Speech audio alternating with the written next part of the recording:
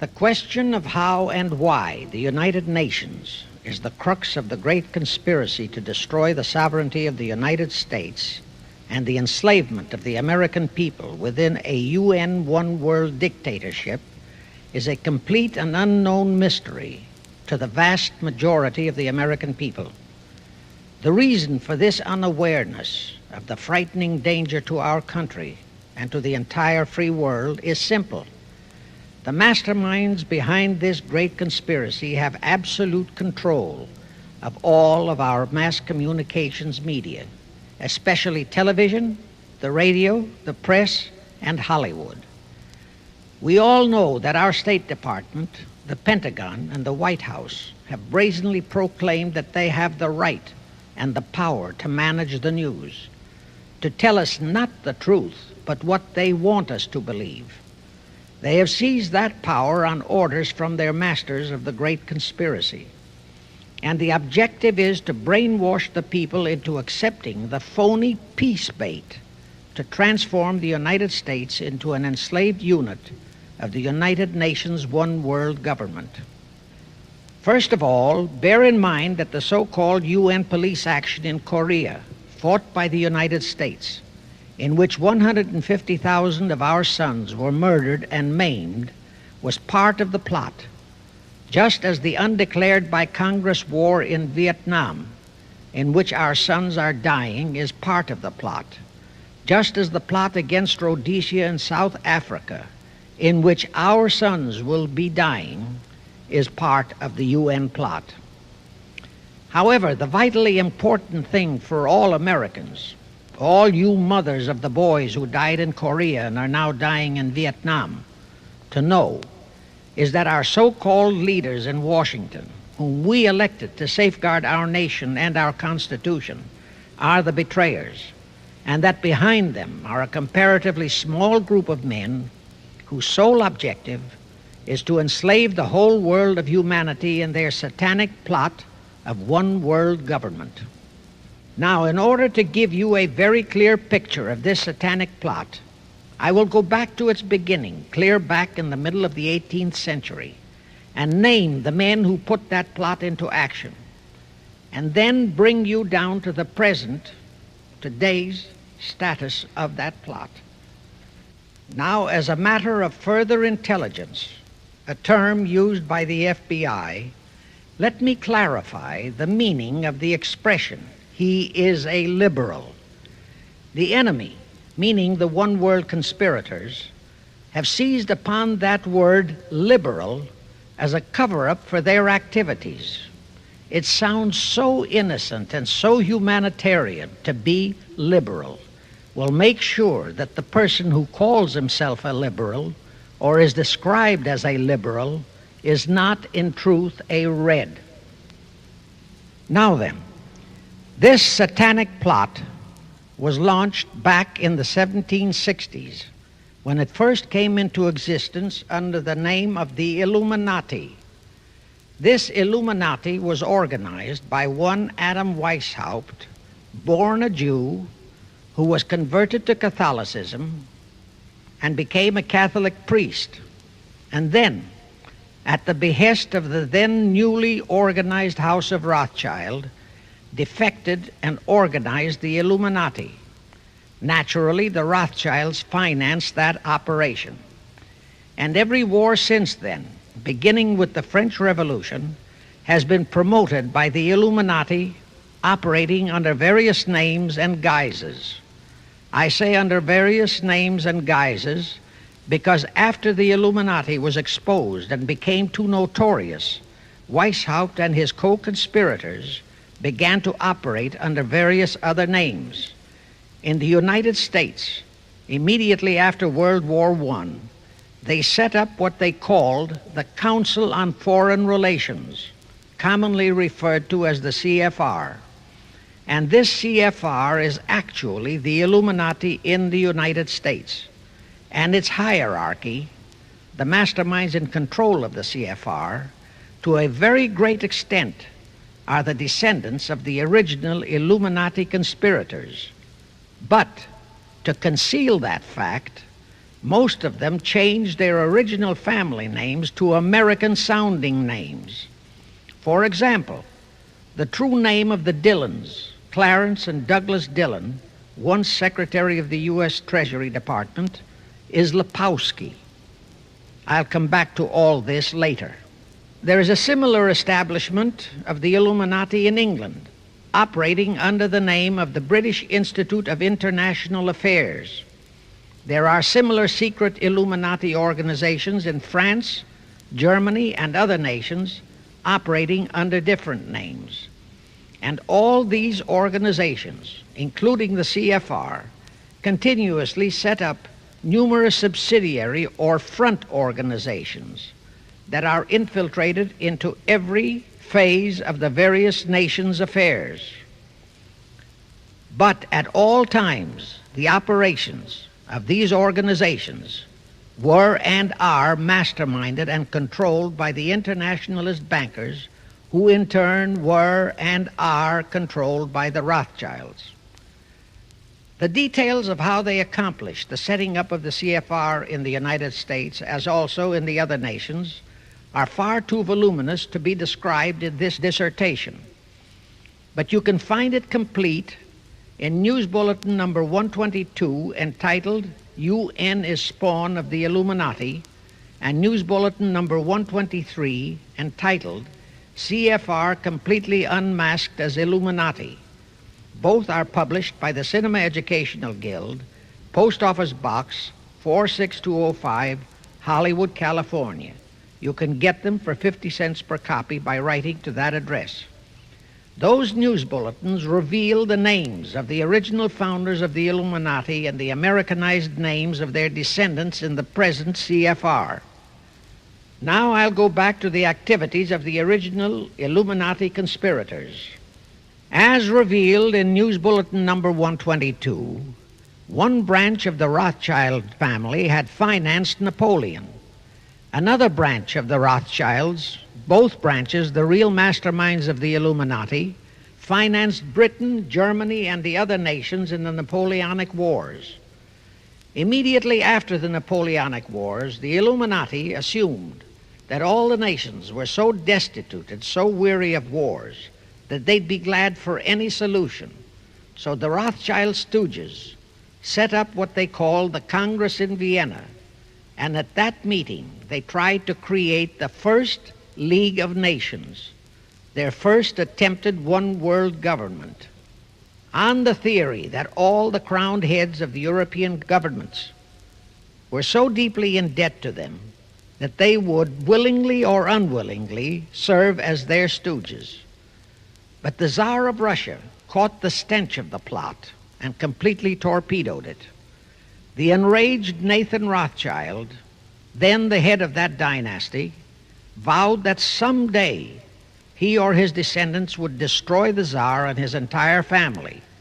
And his descendants did accomplish that very threat in 1917. At this point, bear in mind that the Illuminati was not set up to operate on a short-range basis. Normally, a conspirator of any type enters into a conspiracy with the expectation of achieving his objective during his own lifetime. But that was not the case with the Illuminati. True, they hope to accomplish their objective during their lifetime. But, paraphrasing The Show Must Go On, the Illuminati operates on the very long-range basis. Whether it will take scores of years or even centuries, they have dedicated their descendants to keep the plot boiling until, they hope, the conspiracy is achieved. Now let's go back to the birth of the Illuminati. Adam Weishaupt was a Jesuit-trained professor of canon law, teaching in Ingolstadt University when he defected from Christianity to embrace the Luciferian conspiracy.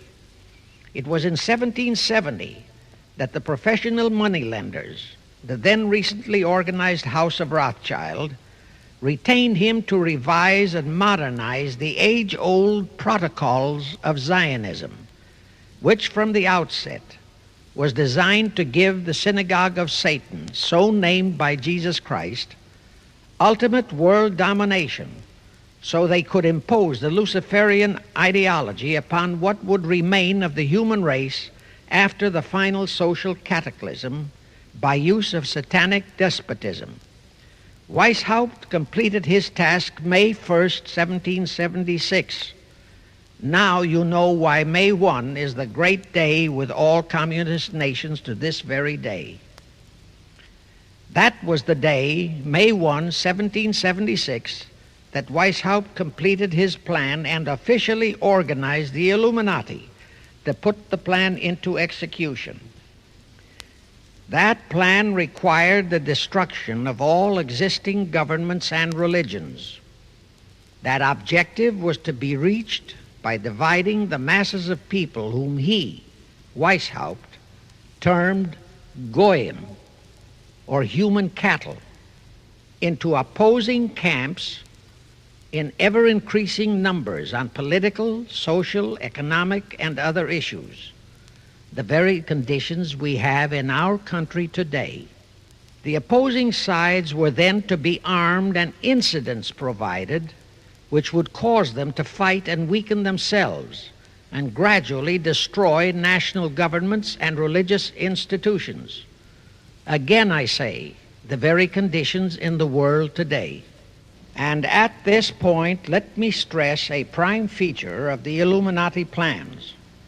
When and if their blueprint for world control, the protocols of the elders of Zion, is discovered and exposed, they would wipe all the Jews off the face of the earth in order to divert suspicions from themselves.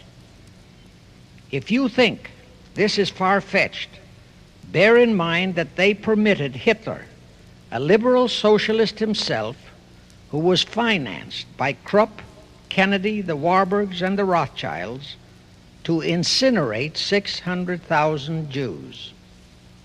Now, just why did the conspirators choose the word Illuminati for their satanic organization?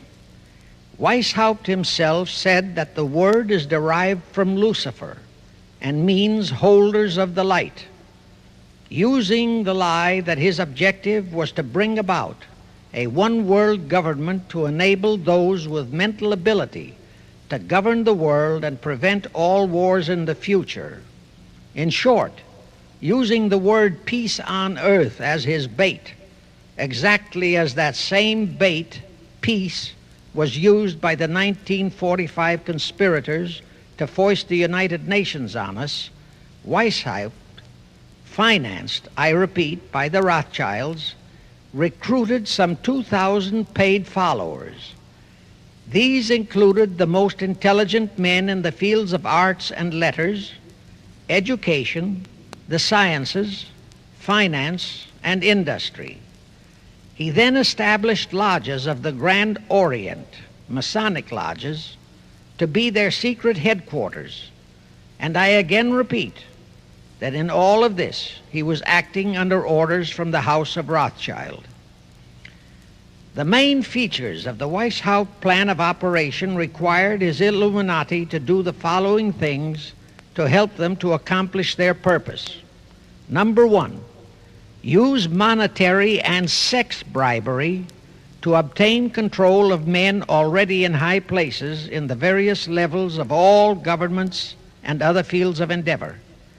Once influential persons had fallen for the lies, deceits, and temptations of the Illuminati, they were to be held in bondage by application of political and other forms of blackmail, threats of financial ruin, public exposure and physical harm, even death, to themselves and loved members of their families. Do you realize how many present top officials in our federal government in Washington are controlled in just that way by the CFR? Do you realize how many homosexuals in our State Department, the Pentagon, all federal agencies, even in the White House, are controlled that way?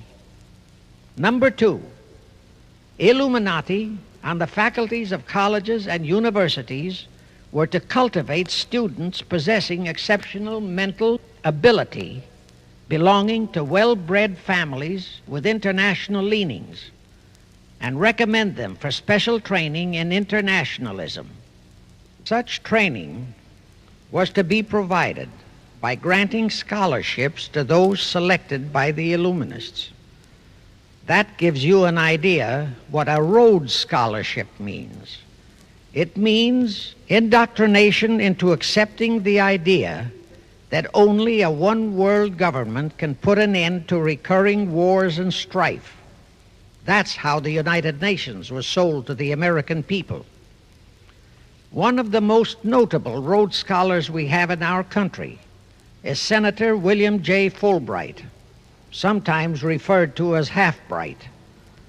His entire voting record spells Illuminati. All such scholars were to be first persuaded and then convinced that men of special talent and brains have the right to rule those less gifted on the ground that the masses don't know what is best for them physically, mentally, and spiritually.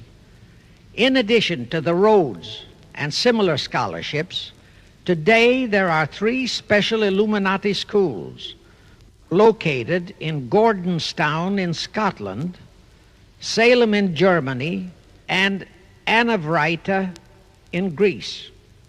These 3 are known ones, but there are others that are kept undercover. Prince Philip, the husband of Britain's Queen Elizabeth, was educated at Gordonstown at the instigation of Lord Louis Mountbatten, his uncle, a Rothschild relative who became Britain's admiral of the fleet after World War II ended. Number 3, all influential people trapped into coming under the control of the Illuminati, plus the students who had been specially educated and trained, were to be used as agents and placed behind the scenes of all governments as experts and specialists, so they would advise the top executives to adopt policies which would, in the long run, serve the secret plans of the Illuminati one-world conspiracy and bring about the destruction of the governments and religions they were elected or appointed to serve. Do you know how many such men operate in our government at this very time? Rusk, McNamara, Hubert Humphrey, Fulbright, Kuchel, and go on and on and on. Number 4, perhaps the most vital directive in Weishaupt's plan was to obtain absolute control of the press, at that time the only mass communications media, to distribute information to the public, so that all news and information could be slanted, so that the masses could be convinced that a one-world government is the only solution to our many and varied problems. Now do you know who owns and controls our mass communications media? I'll tell you, practically all the movie lots in Hollywood is owned by the Lehmans, Kuhn, Loeb and Company, Goldman Sachs, and other internationalist bankers. All the national radio and TV channels in the nation are owned and controlled by those same internationalist bankers. The same is true of every chain of metropolitan newspapers and magazines, also of the press wire services, such as Associated Press, United Press International, etc. The supposed heads of all those media are merely the fronts for the internationalist bankers, who in turn compose the hierarchy of the CFR, today's Illuminati in America. Now can you understand why the Pentagon's press agent Sylvester so brazenly proclaimed that the government has the right to lie to the people? What he really meant was that our CFR-controlled government had the power to lie to and be believed by the brainwashed American people. And let's again go back to the first days of the Illuminati. Because Britain and France were the 2 greatest world powers in the late years of the 18th century, Weishaupt ordered the Illuminati to foment the colonial wars, including our Revolutionary War, to weaken the British Empire and organize the French Revolution to destroy the French Empire. He scheduled the French Revolution to start in 1789. However, in 1784, a true act of God placed the Bavarian government in possession of evidence which proved the existence of the Illuminati, and that evidence could have saved France if they, the French government, hadn't refused to believe it. Here is how that act of God happened. It was in 1874 that Weishaupt issued his orders for the French Revolution. A German writer named Zwack put it into book form. It contained the entire Illuminati story and Weishaupt's plans. A copy of this book was sent to the Illuminists in France, headed by Robespierre, whom Weishaupt had delegated to foment the French Revolution.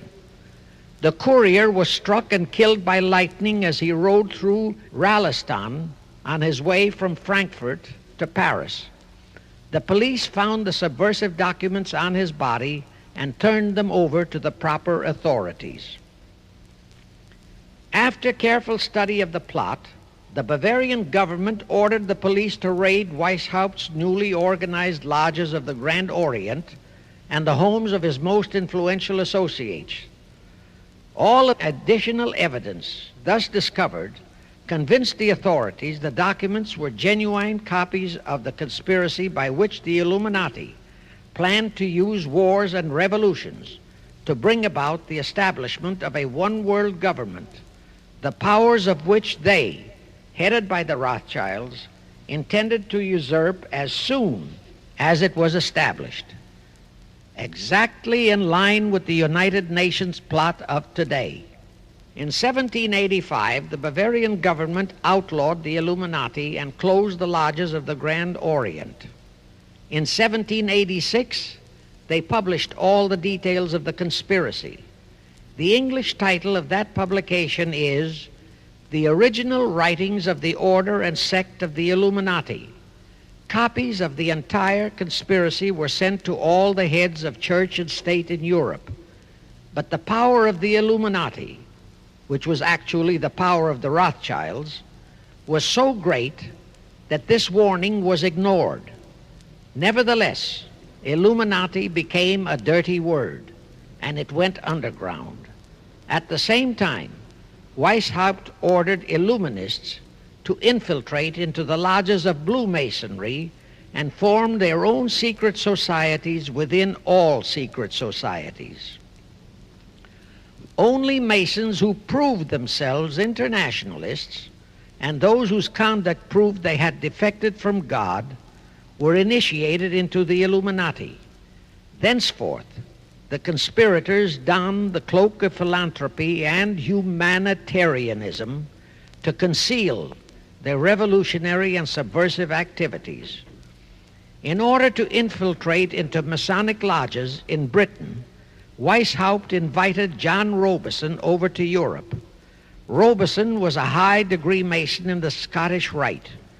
He was a professor of natural philosophy at Edinburgh University and secretary of the Royal Society of Edinburgh.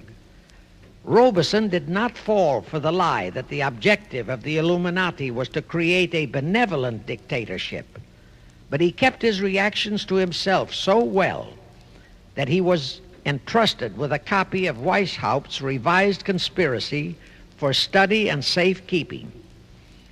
Anyway, because the heads of state and church in France were deluded into ignoring the warnings given them, the revolution broke out in 1789 as scheduled by Weishaupt. In order to alert other governments to their danger, in 1798 Robison published a book entitled Proof of a Conspiracy to Destroy All Governments and Religions. But his warnings were ignored, exactly as our American people have been ignoring all warnings about the United Nations and the Council on Foreign Relations, the CFR. Now here is something that will stun and very likely outrage many who hear this, but there is documentary proof that our own Thomas Jefferson and Alexander Hamilton became students of Weishaupt. Jefferson was one of Weishaupt's strongest defenders when he was outlawed by his government. And it was Jefferson who infiltrated the Illuminati into the then newly organized lodges of the Scottish Rite in New England. Here is the proof. In 1789, John Robeson warned all Masonic leaders in America that the Illuminati had infiltrated into their lodges. And on July 19, 1789, David Papin, president of Harvard University, issued the same warning to the graduating class and lectured them on the influence Illuminism was acquiring on American politics and religion. And to top it off, John Quincy Adams, who had organized the New England Masonic lodges, issued his warnings. He wrote 3 letters to Colonel William L. Stone, a top Mason, in which he exposed how Jefferson was using Masonic lodges for subversive, Illuministic purposes. Those 3 letters are at this very time in Rittenberg Square Library in Philadelphia. In short, Jefferson, founder of the Democratic Party, was a member of the Illuminati, which at least partly accounts for the condition of the party at this time. And through infiltrations of the Republican Party, we have exactly nothing of loyal Americanism today. That disastrous rebuff at the Congress at Vienna, created by the Tsar of Russia, did not by any means destroy the Illuminati conspiracy. It merely forced them to adopt a new strategy. Realizing that the one world idea was, for the moment, killed, the Rothschilds decided that to keep the plot alive, they'd have to do it by heightening their control of the money systems of the European nations. Earlier, by a ruse, the outcome of the Battle of Waterloo had been falsified. Rothschild had spread a story that Napoleon had won that battle. That had precipitated a terrific panic on the stock market in England. All stocks had plummeted down to practically zero, and Nathan Rothschild bought all the stocks for virtually a penny on its dollar values. That gave him complete control of the economy of Britain and virtually of all Europe. So immediately after that Congress in Vienna had boomeranged, Rothschild forced Britain to set up a new Bank of England, which he absolutely controlled, exactly as later, through Jacob Schiff, he engineered our own Federal Reserve Act, which gave the House of Rothschild a secret control of the economy in the United States. But now for a moment, let's dwell on the activities of the Illuminati in the United States. In 1826, one Captain William Morgan decided it was his duty to inform all Masons and the general public what the full truth was regarding the Illuminati, their secret plans and intended objectives, also reveal the identities of the masterminds of the conspiracy. The Illuminati promptly tried Morgan in absentia and convicted him of treason. They ordered one Richard Howard, an English Illuminist, to carry out their sentence of execution as a traitor. Morgan was warned and he tried to escape to Canada, but Howard caught up with him near the border, near the Niagara Gorge to be exact, where he murdered him. This was verified in a sworn statement made in New York by one Avery Allen to the effect that he heard Howard render his report of the execution to a meeting of Knights Templars in St. John's Hall, New York. He also told how arrangements had been made to ship Howard back to England. That Allen affidavit is on record in New York City archives. Very few Masons and very few of the general public know that general disapproval over that incident of murder caused approximately half of all the Masons in the northern jurisdiction of the United States to secede. Copies of the minutes of the meeting held to discuss that matter are still in existence in safe hands, and that all that secrecy emphasizes the power of the masterminds of the Illuminati to prevent such terrible events of history from being taught in our schools. In the early 1850s, the Illuminati held a secret meeting in New York, which was addressed by a British Illuminist named Wright. Those in attendance were told that the Illuminati was organizing to unite the nihilist and atheist groups with all other subversive groups into an international to be known as communists. That was when the word communist first came into being, and it was intended to be the supreme weapon and scare word to terrify the whole world and drive the terrorized peoples into the Illuminati one world scheme. This scheme, communism, was to be used to enable the Illuminati to foment future wars and revolutions. Clinton Roosevelt, a direct ancestor of Franklin Roosevelt, Horace Greeley and Charles Dana, foremost newspaper publishers of that time, were appointed to head a committee to raise funds for the new venture. Of course, most of the funds were provided by the Rothschilds. And this fund was used to finance Karl Marx and Engels when they wrote Das Kapital and the Communist Manifesto in Soho, England. And this clearly reveals that communism is not a so-called ideology, but a secret weapon, a bogeyman word to serve the purpose of the Illuminati. Weishaupt died in 1830. But prior to his death, he prepared a revised version of the age-old conspiracy, the Illuminati, which, under various aliases, was to organize, finance, direct, and control all international organizations and groups by working their agents into executive positions at the top. In the United States, we have Woodrow Wilson, Franklin Roosevelt, Jack Kennedy, Johnson, Rusk, McNamara, Fulbright, etc., as prime examples. In addition, while Karl Marx was writing the Communist Manifesto under the direction of one group of Illuminists, Professor Karl Ritter of Frankfurt University was writing the antithesis under direction of another group.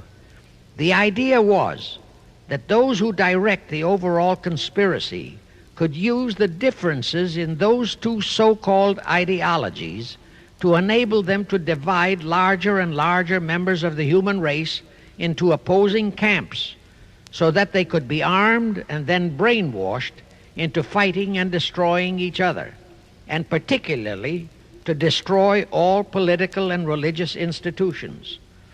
The work Ritter started was continued after his death and completed by the German so-called philosopher Friedrich Wilhelm Nietzsche, who founded Nietzscheism.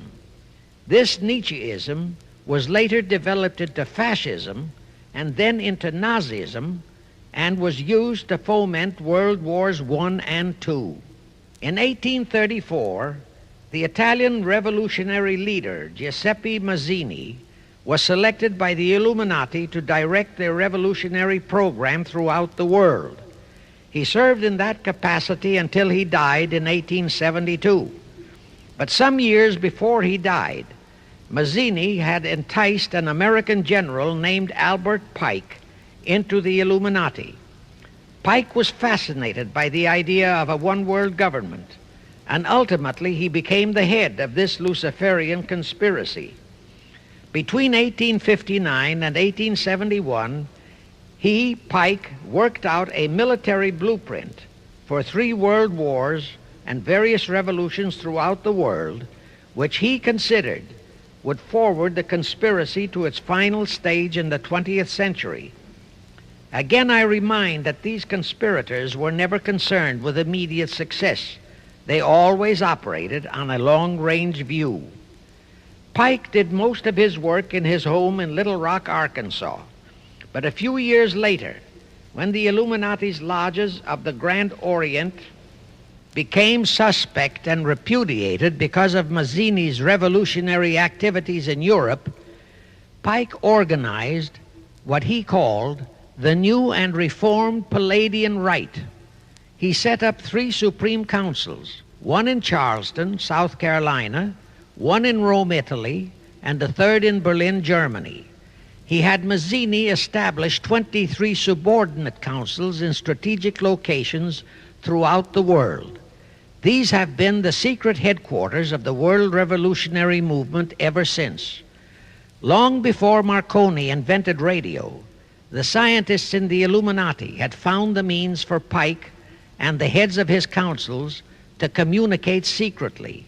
It was the discovery of that secret that enabled intelligence officers to understand how apparently unrelated incidents, one such as the assassination of an Austrian prince at Sarajevo, took place simultaneously throughout the world, which developed into a war or a revolution. Pike's plan was as simple as it has proved effective.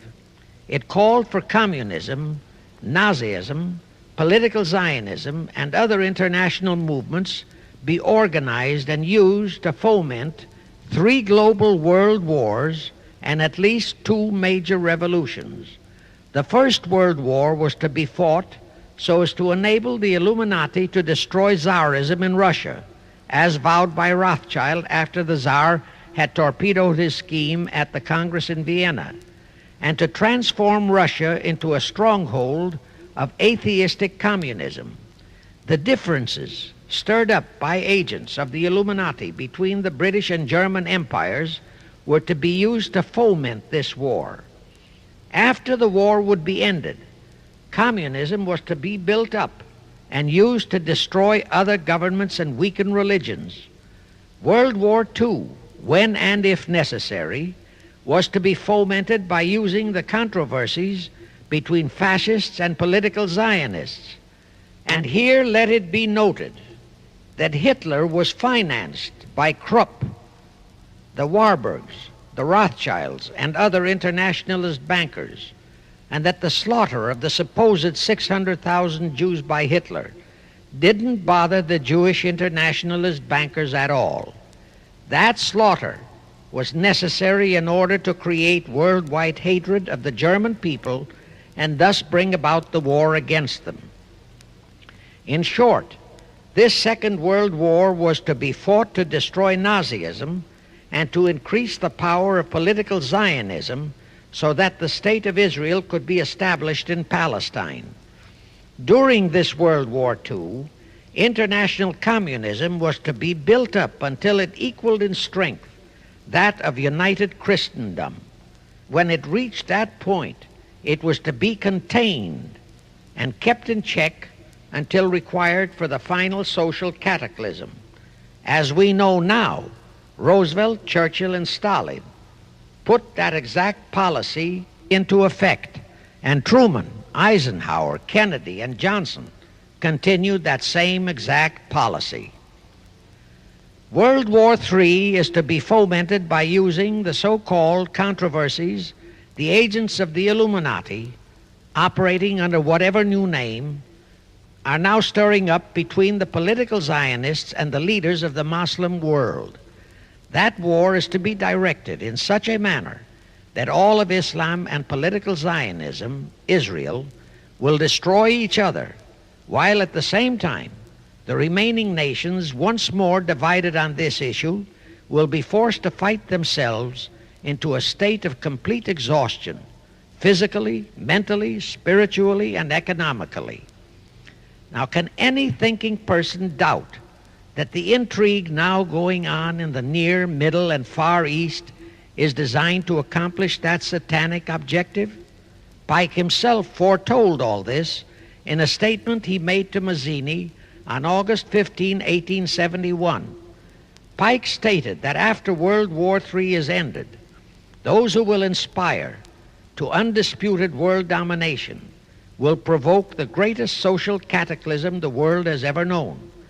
Quoting his own words, taken from the letter he wrote to Mazzini and which letter is now catalogued in the British Museum in London, England, he said, "We shall unleash the nihilists and the atheists, and we shall provoke a great social cataclysm which in all its horror will show clearly to all nations the effect of absolute atheism, the origin of savagery and of most bloody turmoil. Then everywhere the people, forced to defend themselves against the world minority of revolutionaries, will exterminate those destroyers of civilization, and the multitudes disillusioned with Christianity, whose deistic spirits will be from that moment on without direction and leadership, and anxious for an ideal but without knowledge where to send its adoration, will receive the true light through the universal manifestation of the pure doctrine of Lucifer, brought finally out into public view, a manifestation which will result from a general reactionary movement which will follow the destruction of Christianity and atheism, both conquered and exterminated at the same time." When Mazzini died in 1872, Pike made another Italian revolutionary leader named Adrian Lemmy his successor. Lemmy, in turn, was succeeded by Lenin and Trotsky, then by Stalin. The revolutionary activities of all those men were financed by British, French, German, and American international bankers, all of them dominated by the House of Rothschild. We are supposed to believe that the international bankers of today, like the money changers of Christ's day, are only the tools or agents of the great conspiracy, but actually they are the masterminds behind all of it. While the general public has been brainwashed by all the mass communications media into believing that communism is a movement of the so-called workers, the actual fact is that both British and American intelligence officers have authentic documentary evidence that international liberals operating through their international banking houses, particularly the House of Rothschild, have financed both sides in every war and revolution since 1776.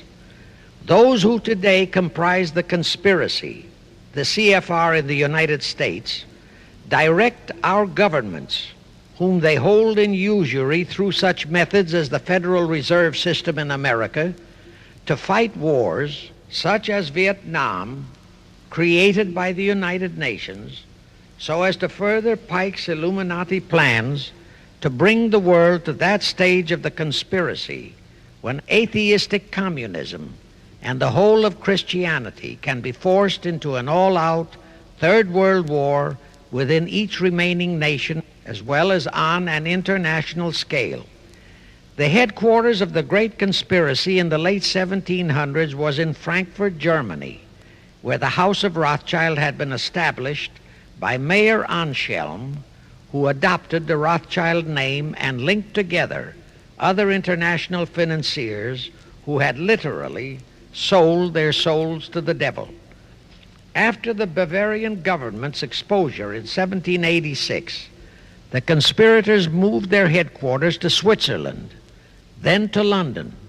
Since World War II, after Jacob Schiff, the Rothschilds' boy in America, died, the headquarters of the American branch has been in the Harold Pratt Building, New York, and the Rockefellers, originally protégés of Schiff, have taken over the manipulation of finances in America for the Illuminati.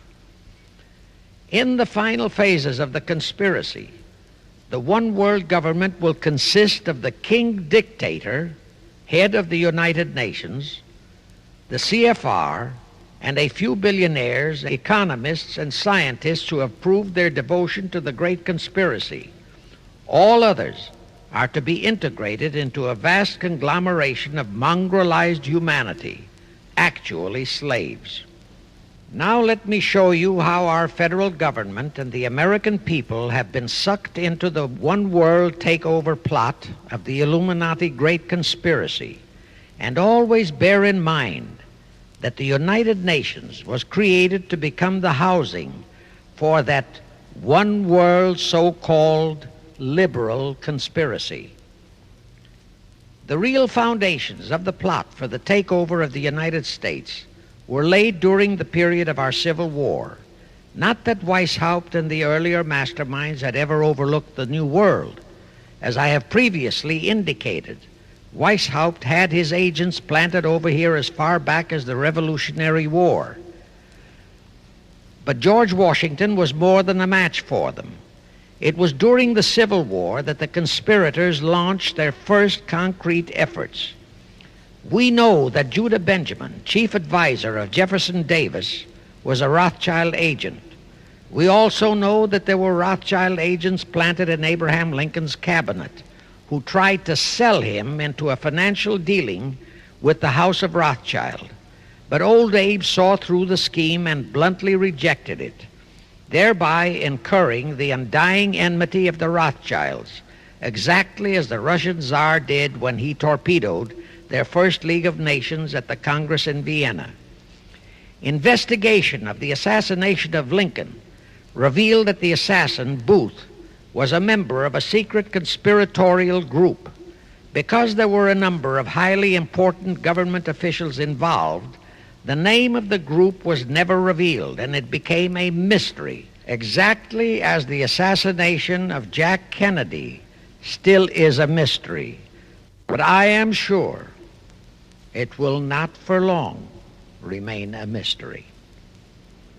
Anyway, the ending of the Civil War destroyed, temporarily, all chances of the House of Rothschild to get a clutch on our money system, such as they had acquired in Britain and other nations in Europe. I say temporarily because the Rothschilds and the masterminds of the conspiracy never quit. So they had to start from scratch, but they lost no time in getting started. Shortly after the Civil War, a young immigrant who called himself Jacob H. Schiff arrived in New York. Jacob was a young man with a mission for the House of Rothschild. Jacob was the son of a rabbi, born in one of Rothschild's houses in Frankfurt, Germany. I won't go deeply into his background. The important point is that Rothschild recognized in him not only a potential money wizard, but more important, he also saw the latent Machiavellian qualities in Jacob that could, as it did, make him an invaluable functionary in the great one-world conspiracy. After a comparatively brief training period in the Rothschilds' London bank, Jacob left for America with instructions to buy into a banking house, which was to be the springboard to acquire control of the money system of the United States. Actually, Jacob came here to carry out 4 specific assignments. Number 1, and most important, was to acquire control of America's money system. Number 2, find desirable men who, for a price, would be willing to serve as stooges for the great conspiracy and promote them into high places in our federal government, our Congress, in the U.S. Supreme Court, and all federal agencies. Number 3, create minority group strife throughout the nations, particularly between whites and blacks. Number 4, create a movement to destroy religion in the United States, but Christianity to be the chief target. Earlier, I stated that Jacob Schiff came to America with orders by Rothschild to carry out 4 specific directives. The first and most important one was to get control of the United States money system. Let's trace Schiff's step to accomplish that directive. As a first step, he had to buy into a banking house, but it had to be the kind of a house that he could absolutely control and mold for that primary objective of entrapping our U.S. money system. After carefully scouting around, Jacob bought a partnership in a firm that called itself Kuhn and Loeb. Like Schiff, Kuhn and Loeb were immigrants from German Jewish ghettos. They came to the United States in the mid-1840s, Both started their business careers as itinerant pack peddlers. In the early 1850s, they pooled their interests and set up a merchandising store in Lafayette, Indiana, under the firm name of Kuhn and Loeb, servicing the covered wagon settlers on their way west.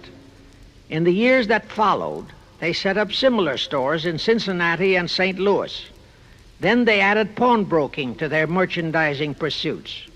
From that to money lending was a short and quick step. By the time Schiff arrived on the scene, Kuhn and Loeb was a well-known private banking firm, and this is the firm Jacob bought into. Shortly after he became a partner in Kuhn and Loeb, Schiff married Loeb's daughter, Teresa. Then he bought out Kuhn's interests and moved the firm to New York, and Kuhn and Loeb became Kuhn, Loeb and Company, international bankers, with Jacob Schiff, agent of the Rothschilds, ostensibly the sole owner. And throughout his career, this blend of Judas and Machiavelli, the first hierarch of the Illuminati, great conspiracy in America, posed as a generous philanthropist and a man of great holiness, the cover-up policy set forth by the Illuminati. As I have stated, the first great step of the conspiracy was to be the entrapment of our money system.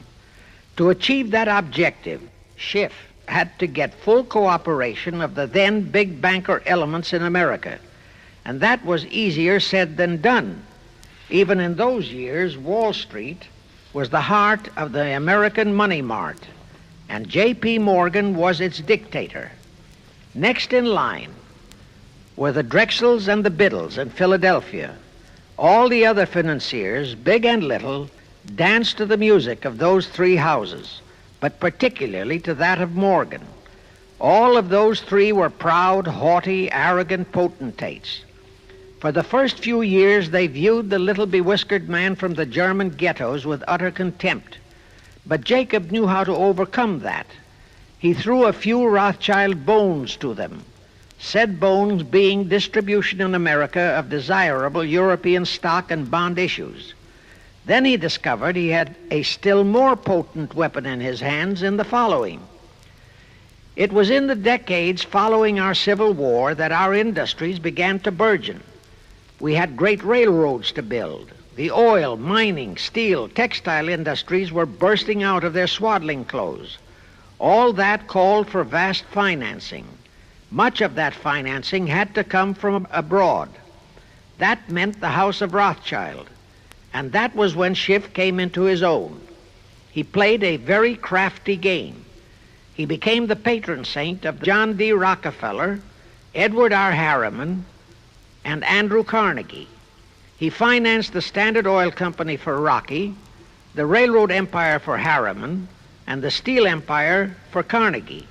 But instead of hogging all the other industries for Kuhn, Loeb and Company, he opened the doors of the House of Rothschild to Morgan, Biddle, and Drexel. In turn, Rothschild arranged the setting up of London, Paris, European, and other branches for those three, but always in partnerships with Rothschild subordinates. And Rothschild made it very clear to all those men that Schiff was to be the boss in New York. Thus, at the turn of the century, Schiff had a tight control of the entire banking fraternity on Wall Street, which by then, with Schiff's help, included Lehman Brothers, Goldman Sachs, and other internationalist banks, headed by men chosen by the Rothschilds. In short, that meant control of the nation's money powers, and he was then ready for the giant step, the entrapment of our national money system. Now, under our Constitution, all control of our money system is vested solely in our Congress. Schiff's next important step was to seduce our Congress to betray that constitutional edict by surrendering that control to the hierarchy of the Illuminati's great conspiracy. In order to legalize that surrender and thus make the people powerless to resist it, it would be necessary to have Congress enact special legislation. To accomplish that, Schiff would have to infiltrate stooges into both houses of Congress, stooges powerful enough to railroad Congress into passing such legislation.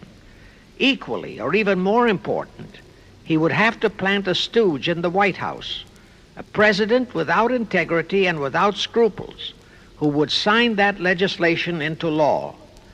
To accomplish that, he had to get control of either the Republican or the Democratic Party.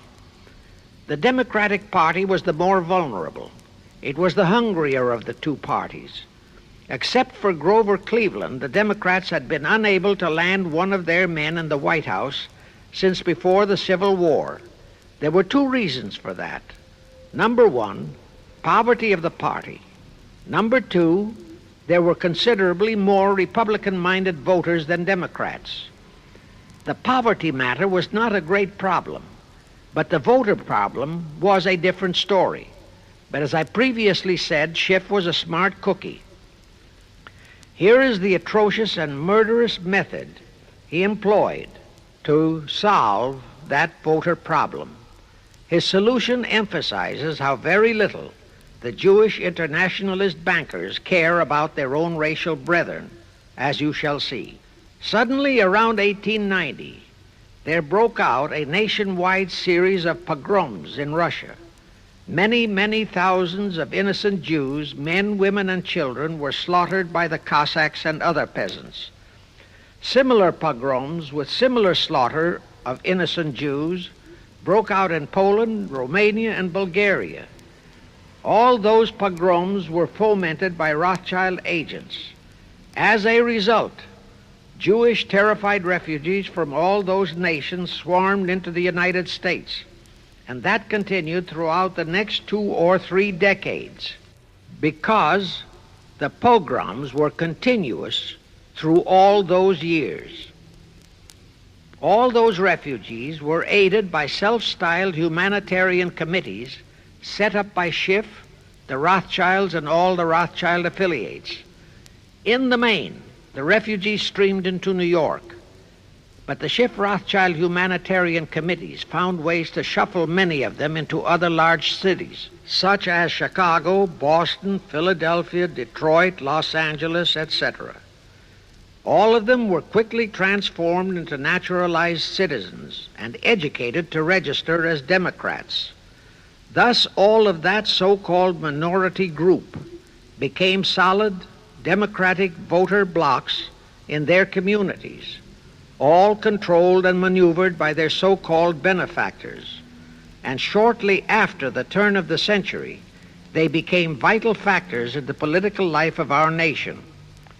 That was one of the methods Schiff employed to plant men like Nelson Aldrich in our Senate and Woodrow Wilson in the White House. At this point, let me remind you of another of the important jobs that was assigned to Schiff when he was dispatched to America.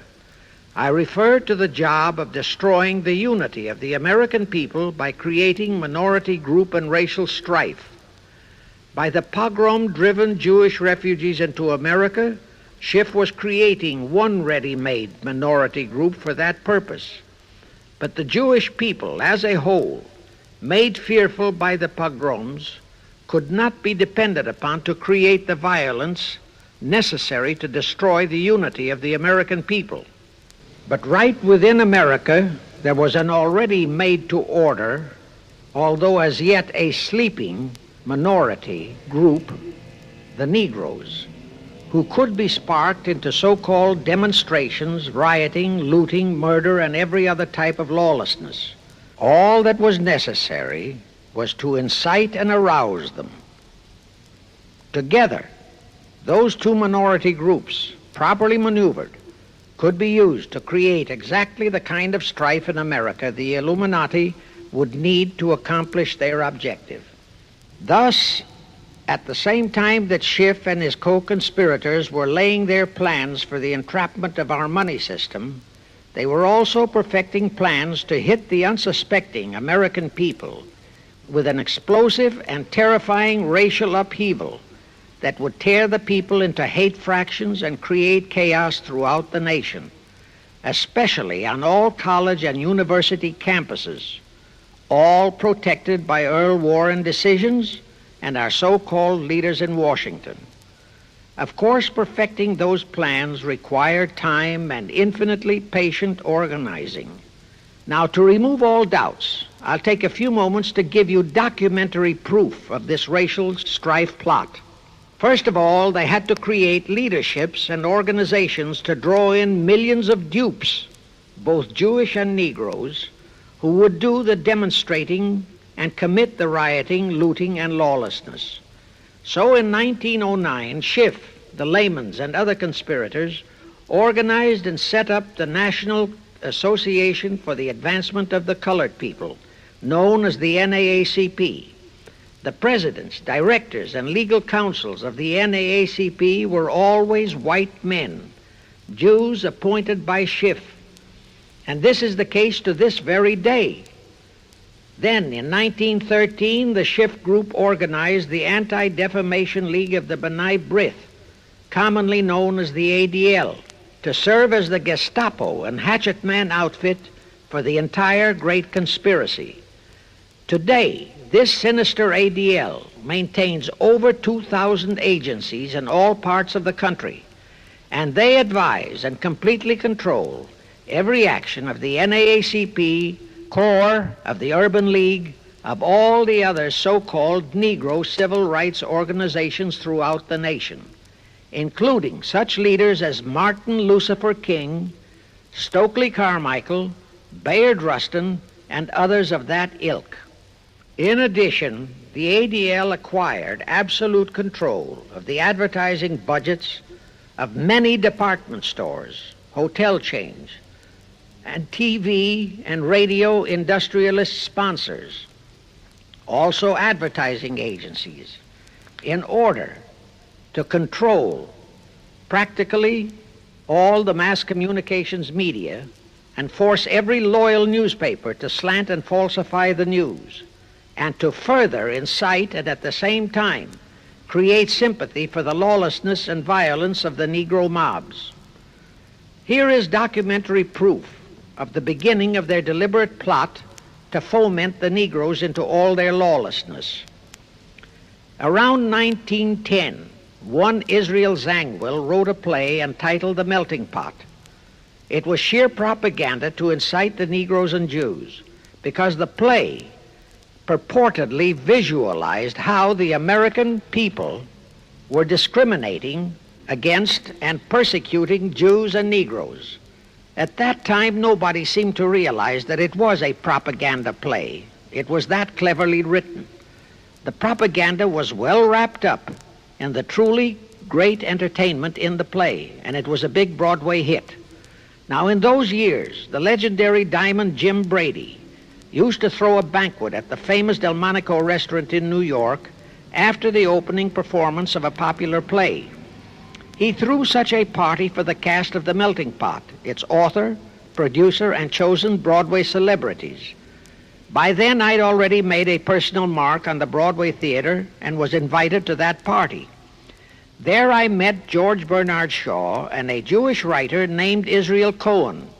Zangwill, Shaw, and Cohen were the triumvirate who created the Fabian Society in England, and had worked closely with a Frankfurt Jew named Mordecai, who had changed his name to Karl Marx. But remember, at that time, both Marxism and communism were just emerging, and nobody paid much attention to either, and nobody suspected the propaganda in the writings of those three really brilliant writers. At that banquet, Israel Cohen told me he was then engaged in writing a book which was to be a follow-up on Zangwill's The Melting Pot. The title of his book was to be A Racial Program for the 20th Century. At that time, I was completely absorbed by my work as a playwright, and significant as that title was, its real objective never dawned on me, nor was I interested in reading the book. But it suddenly hit me with the force of a hydrogen bomb when I received a newspaper clipping of an item published by the Washington, D.C. Evening Star in May 1957. That item was a verbatim reprint of the following excerpt in Israel Cohen's book, A Racial Program for the 20th Century, and it reads, as I quote, "We must realize that our party's most powerful weapon is racial tension. By propounding into the consciousness of the dark races that for centuries they have been oppressed by the whites, we can mold them to the program of the Communist Party. In America, we will aim for subtle victory. While inflaming the Negro minority against the whites, we will instill in the whites a guilt complex for their exploitation of the Negroes. We will aid the Negroes to rise to prominence in every walk of life, in the professions and in the world of sports and entertainment. With this prestige, the Negro will be able to intermarry with the whites and begin a process which will deliver America to our cause." That same excerpt was entered into the Congressional Record of June 7, 1957 by Representative Thomas G. Abernathy. Thus the authenticity of that passage in Cohen's book was fully established.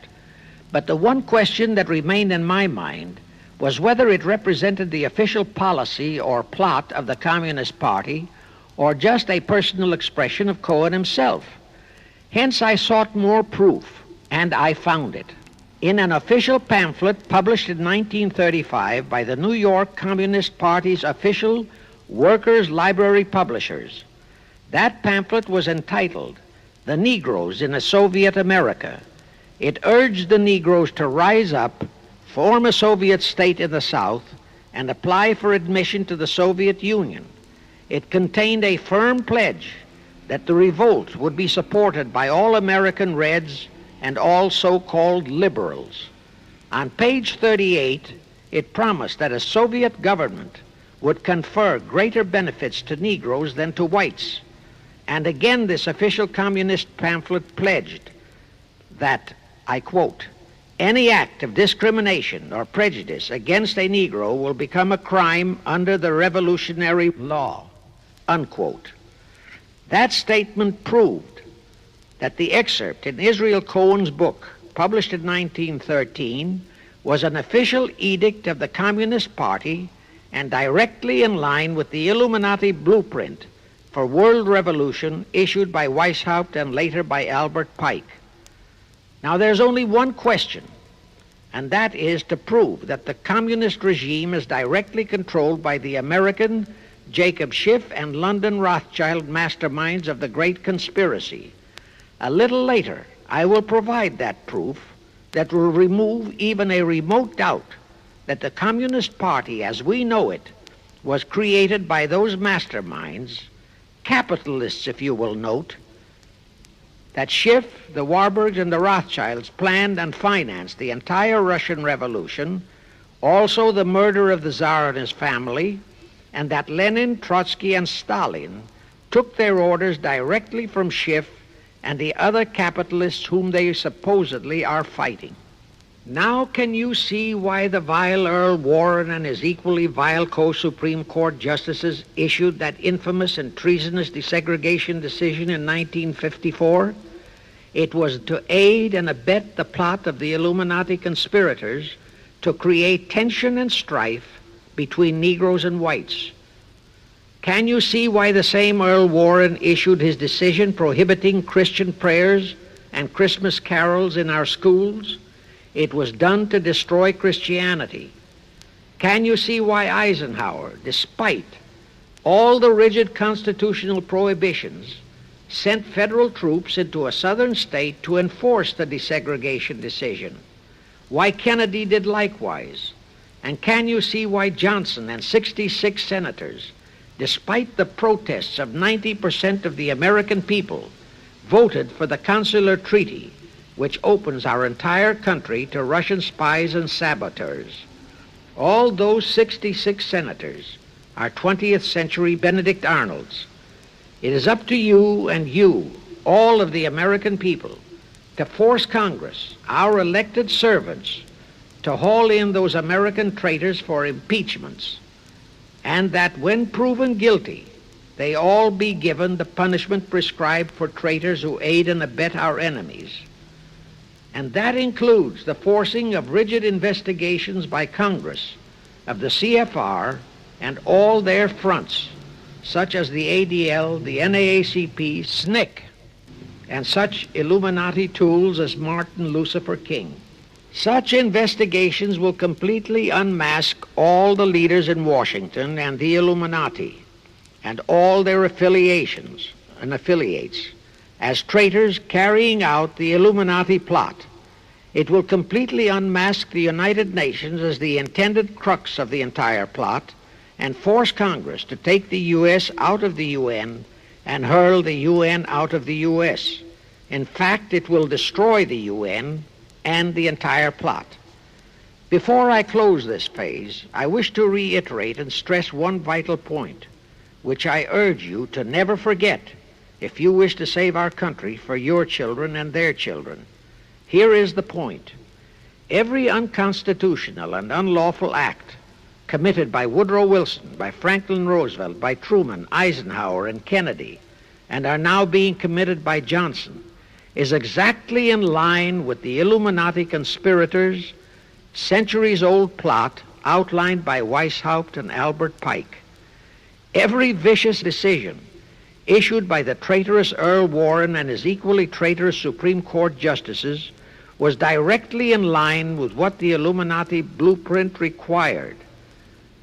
That all the treason committed by our State Department under Rusk and earlier by John Foster Dulles and Marshall, also all the treason committed by McNamara and his predecessors, is directly in line with that same Illuminati blueprint for the takeover of the world. Also the amazing treason by various members of our Congress, especially by the 66 senators who signed for the Consular Treaty, has been committed on orders from the Illuminati. Now I will go back to Jacob Schiff's entrapment of our money system and the treasonous actions that followed. It will also reveal the Schiff-Rothschild control of not only Karl Marx, but of Lenin, Trotsky, and Stalin, who created the revolution in Russia and set up the Communist Party. It was in 1908 that Schiff decided the time had come for his seizure of our money system. His chief lieutenants in that seizure were Colonel Edward Mandell House, whose entire career was that of chief executive and courier for Schiff, as I shall show, Bernard Baruch, and Herbert Lehman. In the fall of that year, they assembled in secret conclave at the Jekyll Island Hunt Club, owned by J.P. Morgan at Jekyll Island, Georgia. Among those present were J.P. Morgan, John D. Rockefeller, Colonel House, Senator Nelson Aldrich, Schiff, Stillman and Vanderlip of the New York National City Bank, W. and J. Seligman, Eugene Meyer, Bernard Baruch, Herbert Lehman, Paul Warburg, in short, all of the international bankers in America, all of them members of the hierarchy of the Illuminati's great conspiracy. A week later, they emerged with what they called the Federal Reserve System. Senator Aldrich was the stooge who was to railroad it through Congress. But they held that railroading in abeyance for one chief reason. They would first have to plant their man, an obedient stooge, in the White House to sign the Federal Reserve Act into law. They knew that even if the Senate would pass that act unanimously, the then newly elected President Taft would promptly veto it. So they waited. In 1912, their man, Woodrow Wilson, was elected to the presidency. Immediately after Wilson was inaugurated, Senator Aldrich railroaded the Federal Reserve Act through both houses of Congress, and Wilson promptly signed it, and the Federal Reserve Act became law. That heinous act of treason was committed in December 23, 1913, 2 days before Christmas, when all the members of Congress, except for several carefully picked representatives and 3 equally carefully picked senators, were away from Washington. How heinously treasonous was that act? I'll tell you. Our founding fathers knew full well the power of money. They knew that whoever had that power held the destiny of our nation in his hands. Therefore, they carefully guarded this power when they set forth in the Constitution that Congress, the elected representatives of the people, alone would have that power. The constitutional language on this point is brief, concise, and specific, stated in Article 1, Section 8, Paragraph 5, defining the duties and powers of Congress, and I quote, "To coin money, regulate the value thereof, and of foreign coin, and the standard of weights and measures," unquote. But on that tragic, unforgettable day of infamy, December 23, 1913, the men we sent to Washington to safeguard our interests, the representatives and senators and Woodrow Wilson, delivered the destiny of our nation into the hands of two aliens from Eastern Europe, Jacob Schiff and Paul Warburg. Warburg was a very recent immigrant who came here on orders from Rothschild for the express purpose of blueprinting that foul Federal Reserve Act. Now, the vast majority of the American people think that the Federal Reserve System is a United States government-owned agency. That is positively false. All of the stock of the Federal Reserve banks is owned by the member banks, and the heads of the member banks are all members of the hierarchy of the great Illuminati conspiracy known today as the CFR. The details of that act of treason in which many traitorous so-called Americans participated are far too long for this recording, but all those details are available in a book entitled The Federal Reserve Conspiracy, written by Eustace Mullins. In that book, Mullins tells the entire horrifying story and backs it up with unquestionable documentations. Aside from it being a truly fascinating and shocking story of that great betrayal, every American should read it as a matter of vital intelligence for the time when the whole American people will finally come awake and smash the entire conspiracy. And with God's help, that awakening will surely come. You can get a copy of that book from the publishers, the Christian Educational Association, 530 Chestnut Street, Union, New Jersey. Now, if you think that those aliens and their by accident of birth American co-conspirators would be content with just the control of our money system, you're in for another very sad shock. The Federal Reserve System gave the conspirators complete control of our money system, but it in no way touched the earnings of the people, because the Constitution positively forbids what is now known as the 20% withholding tax. But the Illuminati blueprint for one-world enslavement called for the confiscation of all private property and control of individual earning powers. This, and Karl Marx stressed that feature in his blueprint, had to be accomplished by a progressive graduated income tax. As I stated, such a tax could not lawfully be imposed upon the American people. It is succinctly and expressly forbidden by our Constitution. Thus, only an amendment to the Constitution could give the federal government such confiscatory powers. Well, that too was not an insurmountable problem for our Machiavellian plotters. The same elected leaders in both houses of Congress and the same Mr. Woodrow Wilson, who signed the infamous Federal Reserve Act into law, amended the Constitution to make the federal income tax, known as the 16th Amendment, a law of the land. Both are illegal under our Constitution. In short, the same traitors signed both betrayals, the Federal Reserve Act and the 16th Amendment, into law. However, it seems that nobody ever realized that the 16th Amendment was set up to rob, and I do mean rob, the people of their earnings via the income tax provision. The plotters didn't fully use that provision until World War II, when that great humanitarian, Franklin Roosevelt, applied a 20% withholding tax on all small wage earners and up to 90% on higher incomes. Oh, of course, he faithfully promised that it would be only for the duration of the war. But what was a promise to such a charlatan who in 1940, when he was running for his third term, kept proclaiming, I say again and again and again that I will never send American boys to fight on foreign soil. Remember? He was proclaiming that even as he was already preparing to plunge us into World War II by enticing the Japanese into that sneak attack on Pearl Harbor to furnish him with his excuse. And before I forget, let me remind you that another charlatan named Woodrow Wilson used exactly that same campaign slogan in 1916. His slogan was, "Re-elect the man who will keep your sons out of the war." Exactly the same formula, exactly the same promises. But wait, as Al Jolson used to say, you ain't heard nothing yet.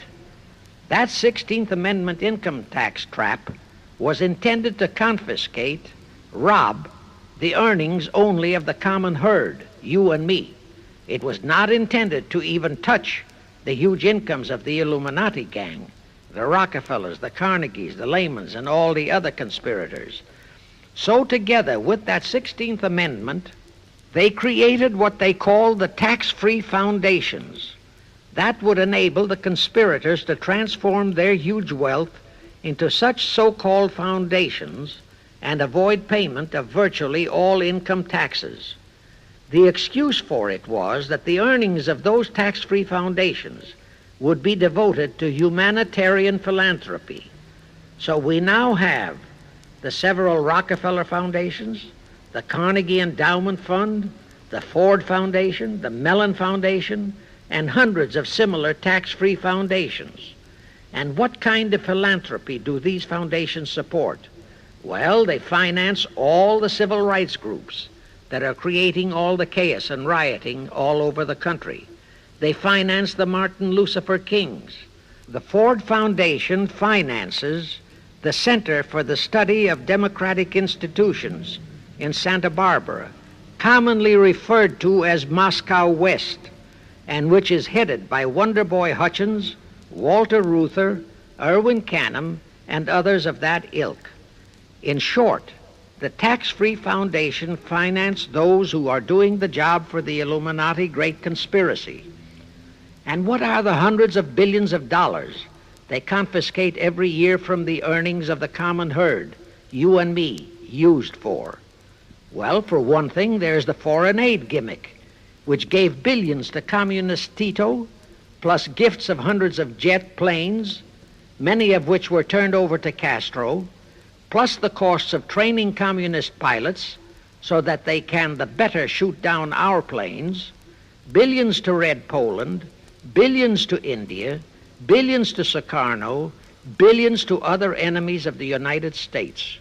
That's what that treasonously railroaded 16th Amendment has done to our nation, to the American people, to you and to me, to your children and their children. Our CFR Illuminati-controlled federal government can grant tax-free status to all foundations and pro-red one-world outfits, such as the Fund for the Republic. But if you, or a patriotic pro-organization, is too outspokenly pro-American, they can terrify and intimidate you by finding a misplaced comma in your income tax report and by threatening you with penalties, fines, and even prison. Future historians will wonder how the American people could have been so naive and stupid as to have permitted such audaciously brazen acts of treason as the Federal Reserve Act and the 16th Amendment. Well, they were not naive and they were not stupid.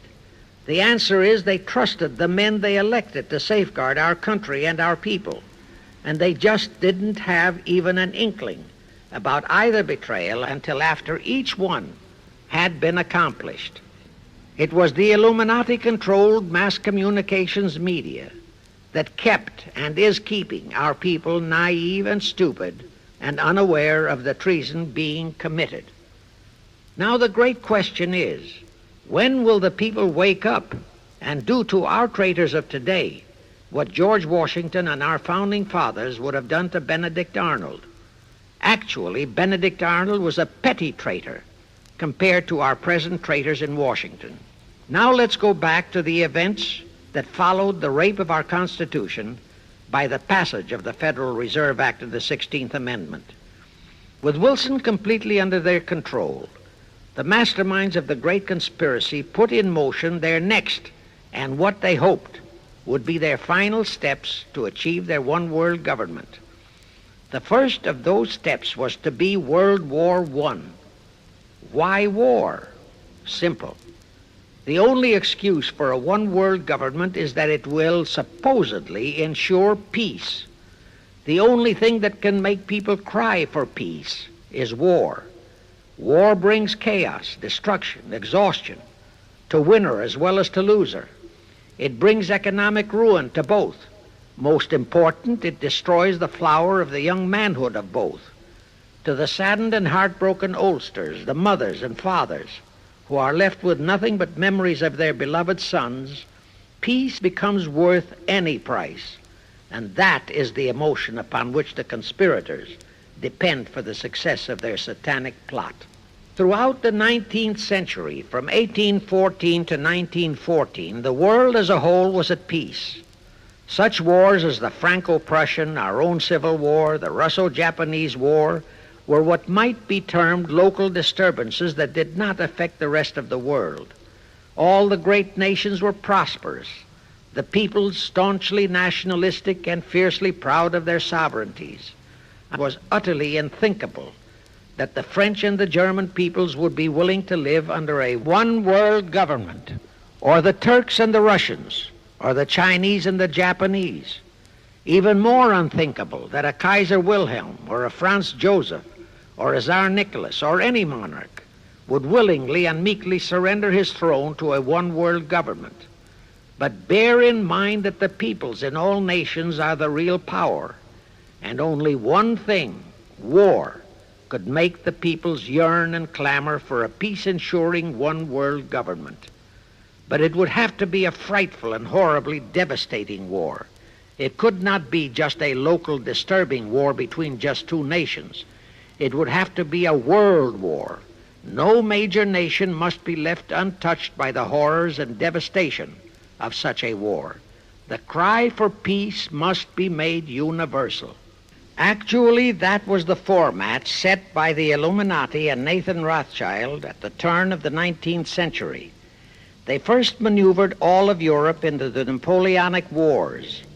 Then the Congress in Vienna, which they, and particularly Rothschild, planned to transform into a League of Nations, which was to have been the housing for their one-world government, exactly as the present United Nations was set up to be the housing for the forthcoming, God forbid, one-world government.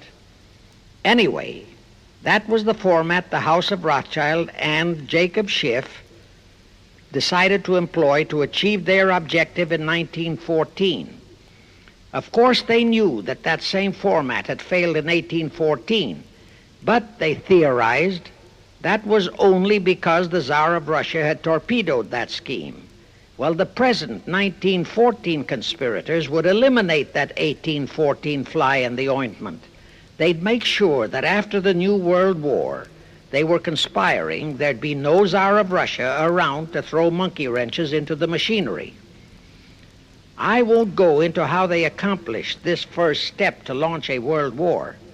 History records that World War I was precipitated by a trivial incident, the kind of incident both Weishaupt and Albert Pike had incorporated in their blueprints. That incident was the assassination of an Austrian archduke, arranged by the Illuminati masterminds. The war followed. It involved Germany, Austria-Hungary, and their allies, so-called the Axis powers, against France, Britain, and Russia, called the Allies. Only the United States was not involved during the first 2 years. By 1917, the conspirators had achieved their primary objective. All of Europe was in a state of destitution. All the peoples were war-weary and crying for peace. And the outcome, too, was all set. It was to come as soon as the United States would be hurled in on the side of the Allies. And that was all set to happen immediately after Wilson's re-election. After that, there could be only one outcome: complete victory for the Allies. To fully confirm my statement that long before 1917, the conspiracy headed in America by Jacob Schiff had it all set to hurl the United States into that war, I will cite the proof. When Wilson was campaigning for re-election in 1916, his chief appeal was, "Re-elect the man who will keep your sons out of the war." But during that same campaign, the Republican Party publicly charged that Wilson had long committed himself to throw us into the war. They charged that if he would be defeated, he would accomplish that act during his few remaining months in office. But if re-elected, he would hold off until after re-election. But at that time, the American people looked upon Wilson as a God-man. Well, Wilson was re-elected, and as per the schedule of the conspirators, he hurled us into the war in 1917. He used the sinking of the Lusitania as an excuse, a sinking which also was prearranged. Roosevelt, also a God-man in the eyes of the American people, followed the same technique in 1941 when he used the prearranged Pearl Harbor attack as his excuse for hurling us into World War II. Now, exactly as the conspirators planned, victory for the Allies would eliminate all the monarchs of the defeated nations and leave all their peoples leaderless, confused, bewildered, and perfectly conditioned for the one-world government the great conspiracy intended would follow. But there still would be an obstacle, the same obstacle that had balked the Illuminati and Rothschild at that Congress in Vienna peace gathering after the Napoleonic Wars. Russia would be on the winning side this time, as it was in 1814. Therefore, the Tsar would be securely on his throne. Here it is pertinent to note that Russia, under the Tsarist regime, had been the one country in which the Illuminati had never made any headway, nor had the Rothschilds ever been able to infiltrate their banking interests. Thus, a winning Tsar would be more difficult than ever to cope with. Even if he could be enticed into a so-called League of Nations, it was a foregone conclusion that he would never, but never go for a one-world government. So even before the outbreak of World War I, the conspirators had a plan in the making to carry out Nathan Rothschild's vow of 1814 to destroy the Tsar and also murder all possible royal heirs to the throne. And it would have to be done before the close of the war, and the Russian Bolsheviki were to be their instruments in this particular plot. From the turn of the century, the chiefs of the Bolsheviki were Nikolai Lenin, Leon Trotsky, and later Joseph Stalin. Of course, those were not their true family names. Prior to the outbreak of the war, Lenin headquartered in Paris. After the outbreak, Switzerland became his haven. Trotsky's headquarters were on the Lower East Side in New York, largely the habitat of Russian Jewish refugees. Both Lenin and Trotsky were similarly bewhiskered and unkempt. In those days, that was the badge of Bolshevism. Both lived well, yet neither had a regular occupation. Neither had any visible means of support, yet both always had plenty of money. All those mysteries were solved in 1917. Right from the outset of the war, strange and mysterious goings-on were taking place in New York. Night after night, Trotsky darted furtively in and out of Jacob Schiff's palatial mansion. And in the dead of those same nights, there were gatherings of hoodlums of New York's Lower East Side, all of them Russian refugees, at Trotsky's headquarters, and all were going through some mysterious sort of training process. But it was all shrouded in mystery. Nobody talked, although it did leak out that Schiff was financing all of Trotsky's activities. Then suddenly Trotsky vanished. So did approximately 300 of his trained hoodlums. Actually, they were on the high seas in a Schiff-chartered ship bound for a rendezvous with Lenin and his gang in Switzerland. And on that ship was $20 million in gold, the $20 million Schiff provided to finance the Bolsheviki takeover of Russia. In anticipation of Trotsky's arrival, Lenin prepared to throw a party in his Switzerland hideaway. Men of the very highest places in the world were to be guests at that party. Among them were the mysterious Colonel Edward Mandell House, Woodrow Wilson's mentor and palsy-walsy, and more important, Schiff's special and confidential messenger. Another of the expectant guests was Warburg of the Warburg banking clan in Germany, who were financing the Kaiser, and whom the Kaiser had rewarded by making him chief of the secret police of Germany. In addition, there were the Rothschilds of London and Paris, also Litvinov, Kaganovich, Stalin, who was then head of a train and bank-robbing gang of bandits. He was known as the Jesse James of the Urals. And here I must remind that England and France were then long in war with Germany, and that on February 3, 1917, Wilson had broken off all diplomatic relations with Germany. Therefore, Warburg, Colonel House, the Rothschild, and all those others were enemies. But of course, Switzerland was neutral ground where enemies could meet and be friends, especially if they had some scheme in common. That Lenin party was very nearly wrecked by an unforeseen incident. The Schiff-chartered ship on its way to Switzerland was intercepted and taken into custody by a British warship. But Schiff quickly rushed orders to Wilson to order the British to release the ship intact with the Trotsky hoodlums and the gold. Wilson obeyed.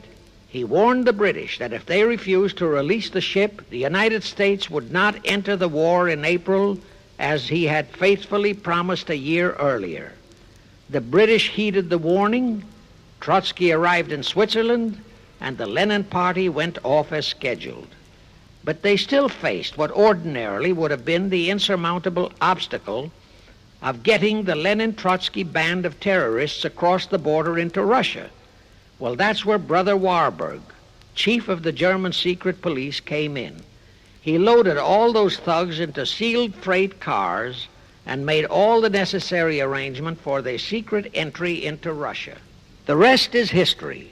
The revolution in Russia took place, and all members of the royal Romanov family were murdered.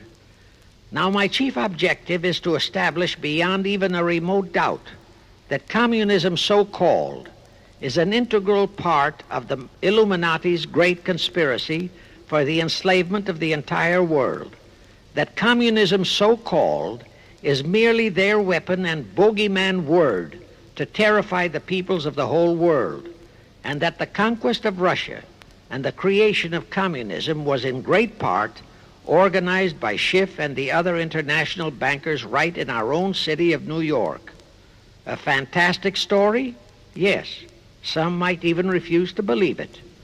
Well, for the benefit of any doubting Thomas, I will prove it by reminding that just a few years ago, Charlie Knickerbocker, a Hearst newspaper columnist, published an interview with John Schiff, grandson of Jacob, in which young Schiff confirmed the entire story and named the figure old Jacob contributed, $20 million.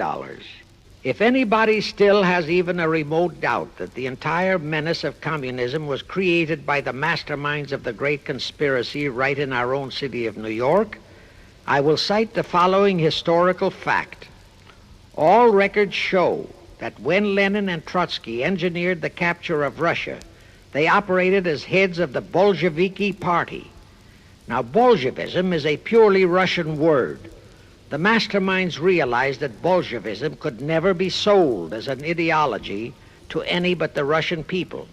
So in April 1918, Jacob Schiff dispatched Colonel House to Moscow with orders to Lenin, Trotsky, and Stalin to change the name of their regime to the Communist Party and to adopt the Karl Marx Manifesto as the constitution of the Communist Party.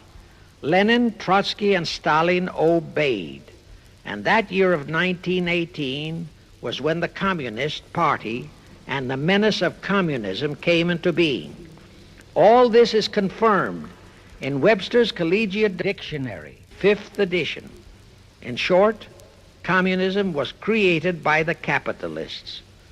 Thus, until November 11, 1918, the entire fiendish plan of the conspirators worked perfectly. All the great nations, including the United States, were war-weary, devastated, mourning their dead. Peace was the great universal desire. Thus, when it was proposed by Wilson to set up a League of Nations to ensure peace, all the great nations, with no Russian czar to stand in their way, jumped on that bandwagon without even stopping to read the fine print in that insurance policy. That is, all but one, the United States, the very one that Schiff and his co-conspirators least expected would balk. And that was their one fatal mistake in that early plot. You see, when Schiff planted Woodrow Wilson in the White House, the conspirators assumed that they had the United States in the proverbial bag. Wilson had been perfectly built up as a great humanitarian. He supposedly became established as a God-man with the American people. There was every reason for the conspirators to have believed that he would easily hornswoggle Congress into buying the League of Nations sight unseen, exactly as the Congress of 1945 bought the United Nations sight unseen. But there was one man in the Senate in 1918 who saw through that scheme just as the Russian Tsar did in 1814. He was a man of great political stature, almost as great as that of Teddy Roosevelt, and fully as astute. He was highly respected and trusted by all members of both houses of Congress and by the American people. The name of that great and patriotic American was Henry Cabot Lodge, not the phony of today who called himself Henry Cabot Lodge Jr. until he was exposed. Lodge completely unmasked Wilson and kept the United States out of the League of Nations. Here it becomes of great interest to know the real reason for the Wilson League of Nations flop. As I previously stated, Schiff was sent to the United States to carry out 4 specific assignments. Number 1, and most important, was to acquire complete control of the U.S. money system. Number 2, as outlined in the original Weishaupt Illuminati blueprint, he was to find the right kind of men to serve as stooges for the great conspiracy and promote them into the highest offices in our federal government, our Congress, our U.S. Supreme Court, and all federal agencies, such as the State Department, the Pentagon, the Treasury Department, etc. Number 3, destroy the unity of the American people by creating minority group strife throughout the nation, especially between the whites and blacks as outlined in Israel Cohen's book. Number 4, create a movement to destroy religion in the United States, with Christianity to be the chief target or victim.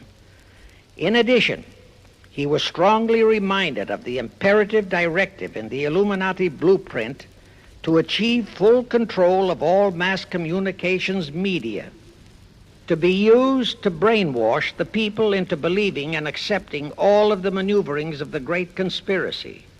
Schiff was warned that only control of the press, at that time our only mass communications media, would enable him to destroy the unity of the American people.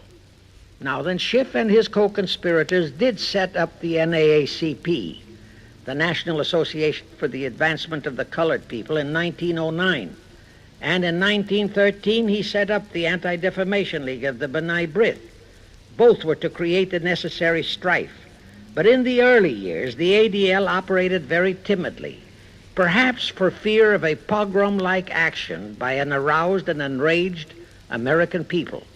And the NAACP was practically dormant because its white leadership didn't realize that they would have to develop firebrand Negro leaders, such as Martin Lucifer King, for one, to spark the then completely satisfied and contented mass of Negroes. In addition, he, Schiff, was busy developing and infiltrating the stooges to serve in all high places in our Washington government and in the job of acquiring control of our money system and the creation of the 16th Amendment. He also was very busy with the organizing of the plot for the takeover of Russia.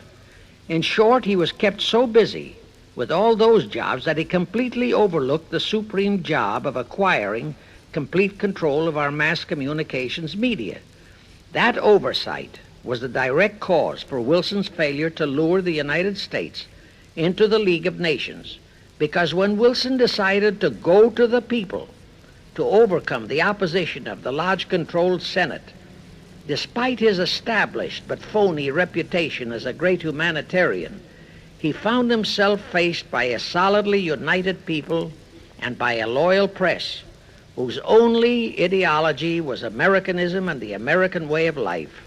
At that time, due to the ineptness and ineffectiveness of both the ADL and the NAACP, there were no organized minority groups, no Negro problems, no so-called anti-Semitic problem to sway the people's thinking. There were no lefts, there were no rights, no prejudices for crafty exploitations. Thus, Wilson's League of Nations appeals fell on deaf ears. That was the end of Woodrow Wilson, the conspirator's great humanitarian. He quickly abandoned his crusade and returned to Washington, where he shortly died an imbecile brought on by syphilis. And that was the end of the League of Nations as a corridor into one world government. Of course, that debacle was a terrible disappointment to the masterminds of the Illuminati conspiracy, but they were not discouraged. As I have previously stressed, this enemy never quits. They simply decided to reorganize and try from scratch again. By this time, Schiff was very old and slow. He knew it. He knew that the conspiracy needed a new, younger, and more active generalship.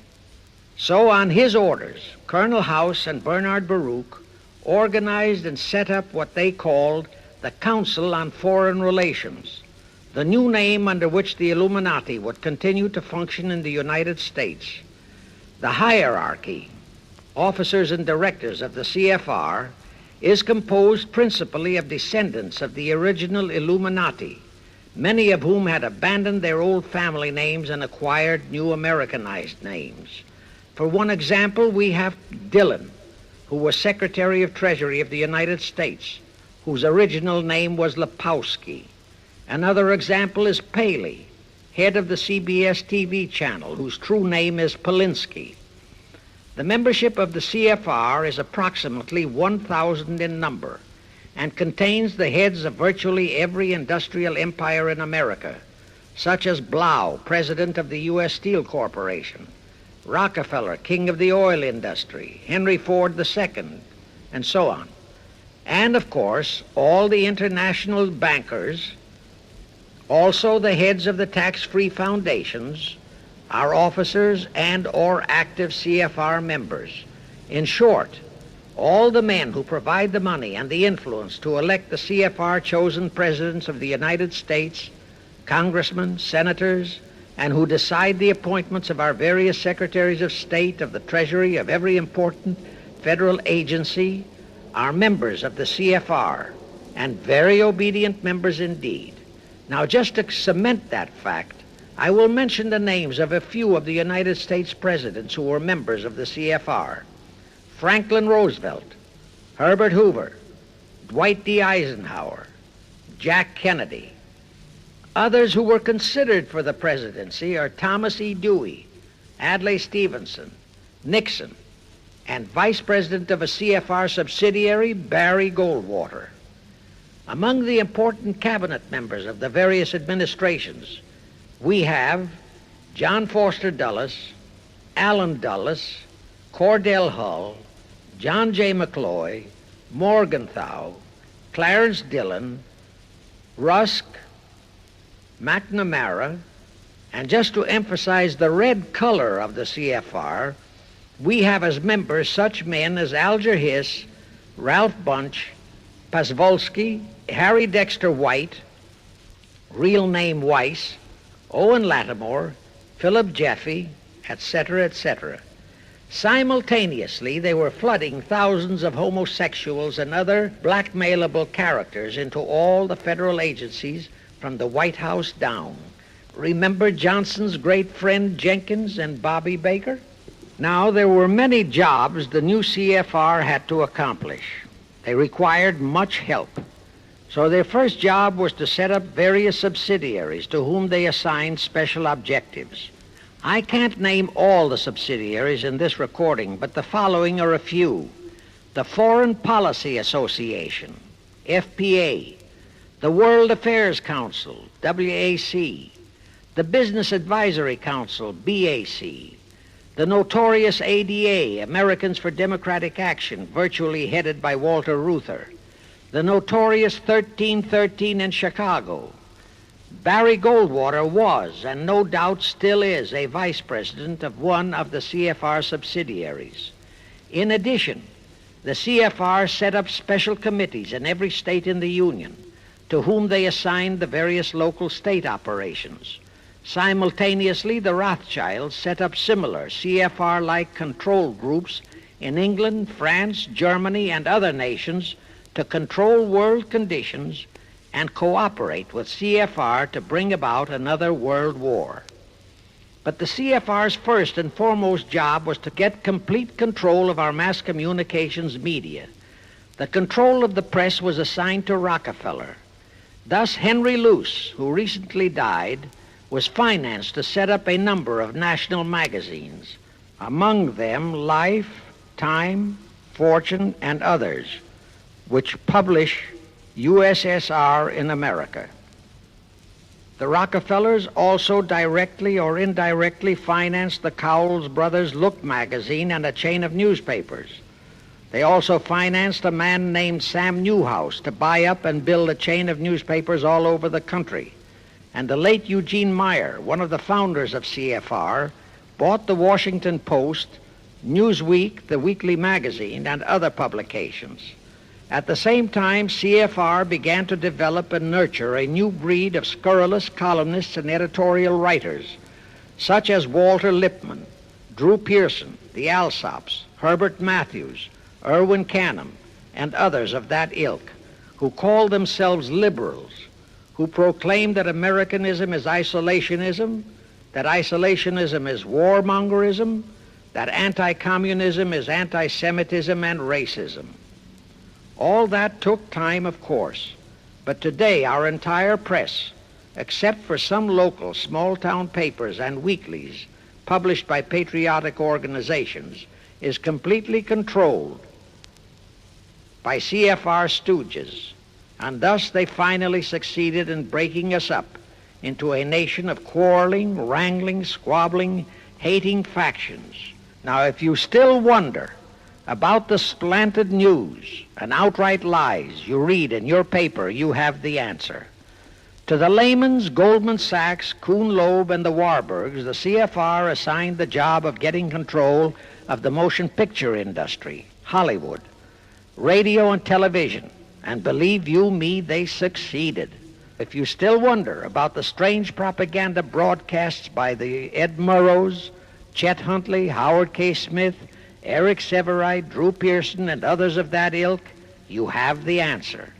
If you wonder about all the smut, sex, pornography, and mixed marriage films you see in your movie theater and on your TV set, all of which is demoralizing our youth, you have the answer. The whole story of the CFR conspiracy takeover of our mass communications media is far too long to include in this recording, but you can find it in the News Bulletin number 125, entitled How to Get the Reds Out of Communications Media. It was published and brought up to date by the Cinema Educational Guild. It tells in detail how the press, the movies, TV, and radio have been, and still are, used to brainwash the people, to demoralize our youth, and they have been and still are encouraging and creating sympathy for the rioting Negro civil rights lawlessness. You can get a copy of this news bulletin by writing to the Cinema Educational Guild, Post Office Box 46205, Hollywood, California. Now, to refresh your memory, let's go back for a moment. Wilson's flop had torpedoed all chances of transforming that League of Nations into the conspirators' hoped-for one-world government housing. So the Jacob Schiff plot had to be done all over again, and they organized the CFR to do it. We also know how successfully the CFR did that job of brainwashing and destroying the unity of the American people. But as was the case with the Schiff plot, the climax and the creation of a new housing for their one-world government required another world war, a war that would be even more horrible and more devastating than the First World War, in order to get the people of the world to again clamor for peace and a means to end all wars. But the CFR realized that the aftermath of World War II would have to be more carefully planned so that there would be no escape from the new one-world trap, another League of Nations, that would emerge from the new war, the trap we now know as the United Nations. And they hit upon a perfect strategy to ensure that no escape. Here's how they did it. In 1943, in the midst of the war, they prepared the framework for the United Nations, and it was handed over to Roosevelt and our State Department to be given birth by Alger Hiss, Pasvolsky, Dalton Trumbo, and other American traitors, thus making the whole scheme a United States baby. Then to fix our parenthood, New York City was to become the nursery for the monstrosity. After that, we could hardly walk out on our own baby, now could we? Anyway, that's how the conspirators figured it would work, and so far it has. And the liberal Rockefeller donated the land for the United Nations building. The United Nations Charter was written by Alger Hiss, Pasvolsky, Dalton Trumbo, and other CFR stooges. A phony so-called UN conference was set up in San Francisco in 1945.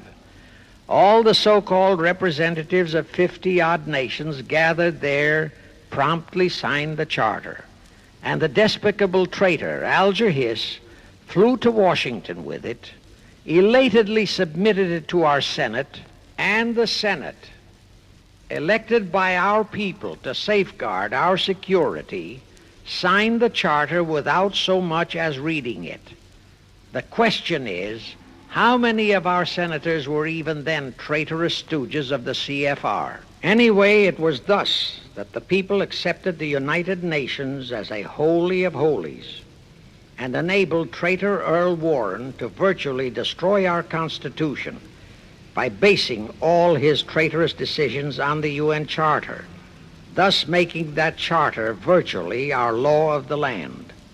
However, for all the dirty work that had to be done to solidify the UN, the new housing of the One World plot, they still required the aid of our leaders in Washington. So now I will emphasize the fiendish cleverness of the CFR masterminds. To the vast majority of the American people, our foreign policy for many years has been a complete enigma. Most of us simply can't understand why this great nation is seemingly floundering so helplessly in the art of diplomacy. We can't understand why our leaders are seemingly so confused and bewildered in all their dealings with Moscow, France, and other nations, and with the UN. We always hear them proclaiming that in view of our overwhelming economic and military superiority, we must always lead from strength. Yet at all the summit meetings and conferences, they cringe and stammer and stutter, and so to speak, come out with their tails between their hind legs. We can't understand the foreign aid to Tito, an avowed enemy, to Poland, an avowed enemy, to all the avowed communist nations. We can't understand why the expenditure of hundreds of billions of dollars has failed to slow down, let alone stop, the march of communism. We are perplexed by the seeming ineptness of the State Department, the Defense Department, the CIA, the USIA, of all our federal agencies. Again and again and again we have been startled, shocked, bewildered, and horrified by their mistakes in Berlin, in Korea, in Laos, in Katanga, in Cuba, in Vietnam, mistakes that always favor the enemy, never the United States. Under the law of averages, they should have made at least one or two mistakes in our favor, but they never did. What's the answer? The answer is the CFR and the parts played by their subsidiaries and stooges in Washington. Thus, we know that complete control of our foreign relation policy is the key to the success of the entire Illuminati one-world plot. Here is the further proof. Earlier, I fully established that Schiff and his gang had financed the Lenin-Trotsky-Stalin takeover of Russia and fashioned its communist regime into becoming their chief instrument to keep the world in turmoil and to finally terrorize all of us into seeking peace in a UN one-world government. But the conspirators knew that the Moscow gang could not become such an instrument until and unless the whole world would accept the communist regime as the legitimate, de jure government of Russia. Only one thing could accomplish that: recognition by the United States. The conspirators figured that the whole world would follow our lead, and that's when the Wilson flop very nearly wrecked the entire plot. Throughout the following 3 Republican administrations, the CFR pulled every trick in their bag to induce Harding, Coolidge, and Hoover to grant that recognition, but all 3 refused. As a result, in the late 1920s, the Stalin regime was in dire straits.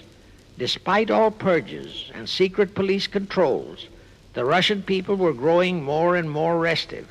It is a matter of record, admitted by Litvinov, that during 1931 and 1932, Stalin and his whole gang were always packed and ready for instant flight. Then in November 1932, the conspirators achieved their greatest coup. They landed Franklin Roosevelt in the White House. Crafty, unscrupulous, utterly without conscience, that charlatan traitor turned the trick for them. Without even asking consent of Congress, he unlawfully proclaimed recognition for the Stalin regime. That did it. And exactly as the conspirators figured, the whole world did follow our lead. Automatically, that squelched the previously growing resistance movement of the Russian people. That automatically launched the greatest menace the civilized world has ever known. The rest is too well known to need repeating. We know how Roosevelt and his traitorous State Department kept building up the communist menace right here in our own country, and thus throughout the world. We know how he perpetrated that Pearl Harbor atrocity for his excuse to hurl us into World War II. We know all about his secret meetings with Stalin at Yalta and how he, with Eisenhower's help, delivered the Balkans and Berlin to Moscow. And last, but by no means least, we know that 20th century Benedict Arnold not only dragged us into that new corridor, the United Nations, into one world government, but actually schemed all the arrangements to plant it within our country. In short, the day that Roosevelt entered the White House, the CFR conspirators regained full control of our foreign relations machinery and firmly established the United Nations as the housing for the Illuminati one world government. I wish to stress one other very vital point. That Wilson League of Nations flop brought Schiff and his gang to the realization that control of just the Democratic Party was not enough. True, they could create a crisis during the Republican administration, as they did in 1929 with their Federal Reserve manufactured crash and depression, which would bring another Democrat stooge back into the White House. But they realized that a 4-year disruption in their control of our foreign relation policies could play havoc with the progress of their conspiracy. It could even break up their entire strategy, as it almost did before Roosevelt saved it with his recognition of the Stalin regime. Thereupon, after that Wilson debacle, they began to formulate plans to achieve control of both of our national parties. But that posed a problem for them. Manpower, stooges in the Republican Party, also added manpower for the Democratic Party, because control of just the man in the White House would not be enough. They'd have to provide that man with trained stooges for his entire cabinet, men to head the State Department, the Treasury Department, the Pentagon, the CIA, the USIA, etc. In short, every member of the various cabinets would have to be a chosen tool of the CFR, such as Rusk and McNamara, also all undersecretaries and assistant secretaries.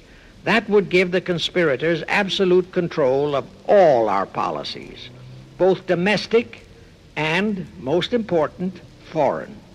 That course of action would require a reserve pool of trained stooges, instantaneously ready for administrative changes and for all other exigencies. All such stooges would of necessity have to be men of national reputation, high in the esteem of the people, but they would have to be men without honor, without scruple, without conscience, men who would be vulnerable to blackmail. It is needless for me to stress how well the CFR succeeded. The immortal Joe McCarthy fully revealed that there are thousands of such security risks in all federal agencies. Scott McCloud unmasked thousands more, and you know the price Otepka has had to pay and is still paying for his expositions before a Senate committee of the traitors in the State Department. And you know that the men in the State Department who delivered Cuba to Castro have not only been shielded, but promoted. To the crux of the whole one-world government plot and the maneuvering necessary to create another League of Nations to house such a government. As I have already stated, the conspirators knew that only another world war was vital for the success of their plot. It would have to be such a horrifying world war that the peoples of the world would cry out for the creation of some kind of a world organization that could assure everlasting peace. But how could such a war be brought about? All the European nations were at peace. None had any quarrels with their neighboring nations. And certainly their tools in Moscow wouldn't dare to start a war. Even Stalin realized that it would mean the overthrow of his regime unless so-called patriotism would weld the Russian people behind him. But the conspirators had to have a war. They had to find or create some kind of an incident to launch it. And they found it in a little inconspicuous and repulsive little man who called himself Adolf Hitler. Hitler, an impecunious Austrian house painter, had been a corporal in the German army. He made the defeat of Germany into a personal grievance. He began to rabble-rouse about it in the Munich, Germany area. He began to spout about restoring the greatness of the German Empire and the might of the German soldiery. He advocated the restoration of the old German military to be used to conquer the whole world. Strangely enough, Hitler, the little clown that he was, could deliver a rabble-rousing speech, and he did have a certain kind of magnetism. But the new authorities in Germany didn't want any more wars, and they promptly threw the obnoxious Austrian house painter into a prison cell. Aha! Here was the man, decided the conspirators, who, properly directed and financed, could be the key to another world war. So while he was in prison, they had Rudolf Hess and Goering write a book which they titled Mein Kampf and attributed the authorship to Hitler, exactly as Litvinov wrote Mission to Moscow and attributed the authorship to Joseph Davies, then our ambassador to Russia and a stooge of the CFR. In Mein Kampf, Hitler, the pseudo-author, outlined his grievances and how he would restore the German people to their former greatness. The conspirators then arranged for a wide circulation of the book among the German people in order to arouse a fanatical following for him. On his release from prison, also arranged by the conspirators, they began to groom him and finance him to travel to other parts of Germany to deliver his rabble-rousing speeches.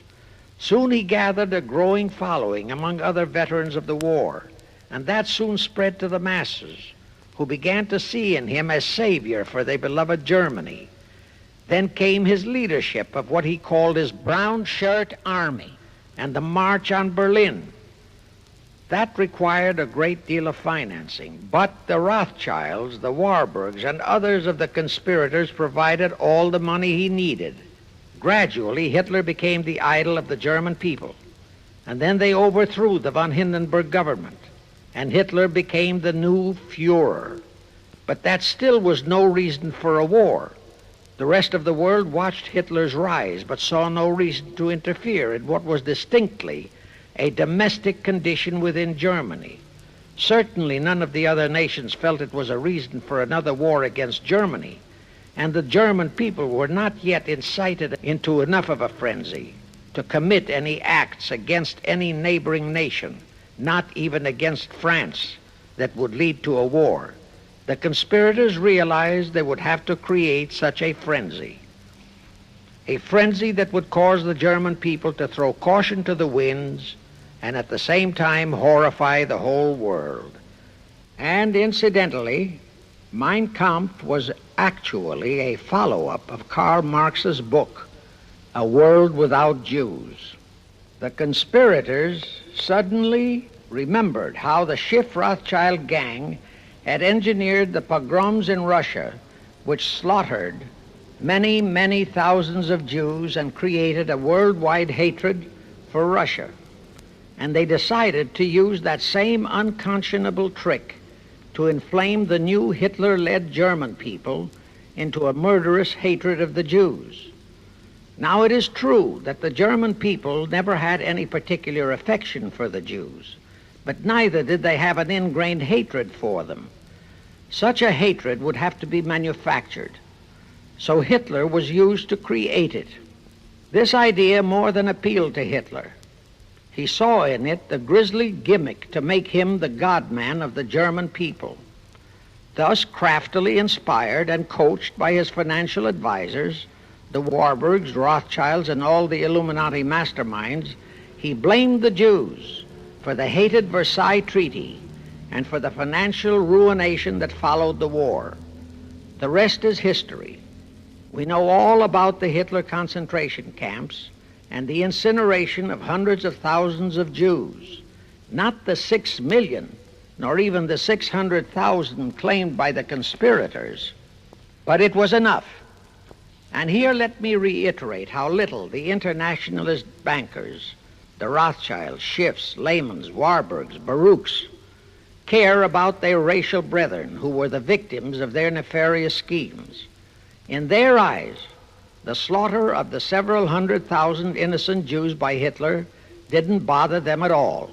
They considered it a necessary sacrifice to further their Illuminati one-world plot, just as the slaughter of the many millions in the wars that followed was a similar necessary sacrifice.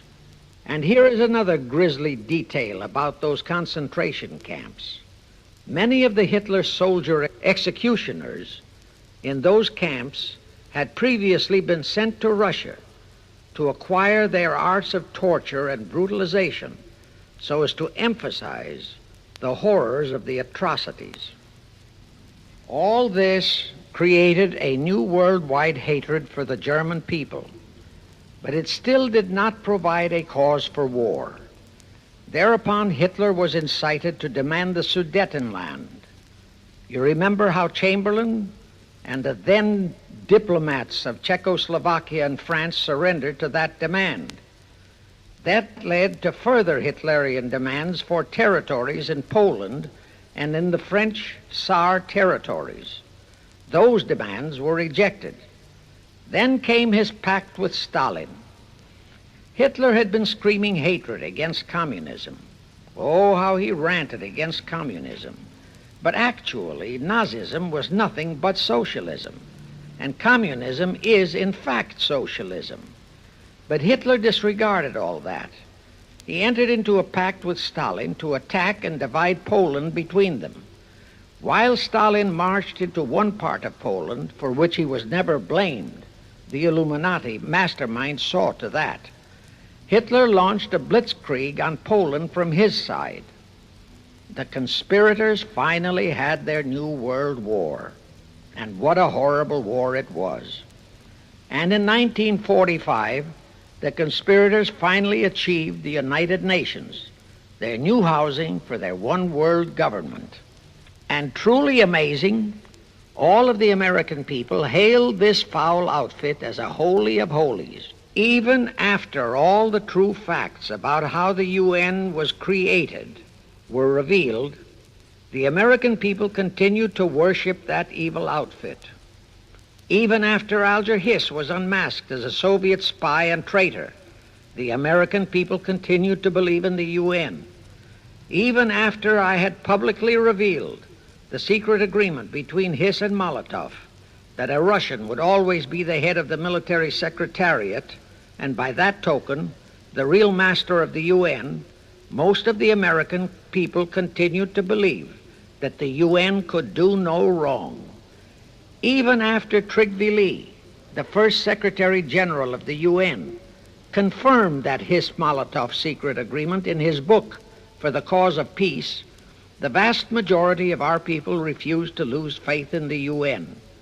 Even after the truth about the Korean War was revealed, how the Russian General Vasiliev, head of that UN military secretariat, was given a leave of absence by the UN so that he could take command of the North Koreans and Red Chinese who were fighting the so-called UN police action under our own General MacArthur, who by orders of the UN was fired by the pusillanimous Truman in order to prevent his winning that war.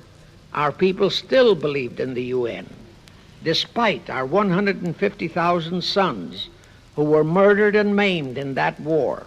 The people continued to regard the UN as a sure means for peace, even after it was revealed in 1951 that the UN, using our own American soldiers under UN command and the UN flag, in collusion with our traitorous State Department and the Pentagon, had been invading many small cities in California and Texas in order to perfect their plan for the complete takeover of our country.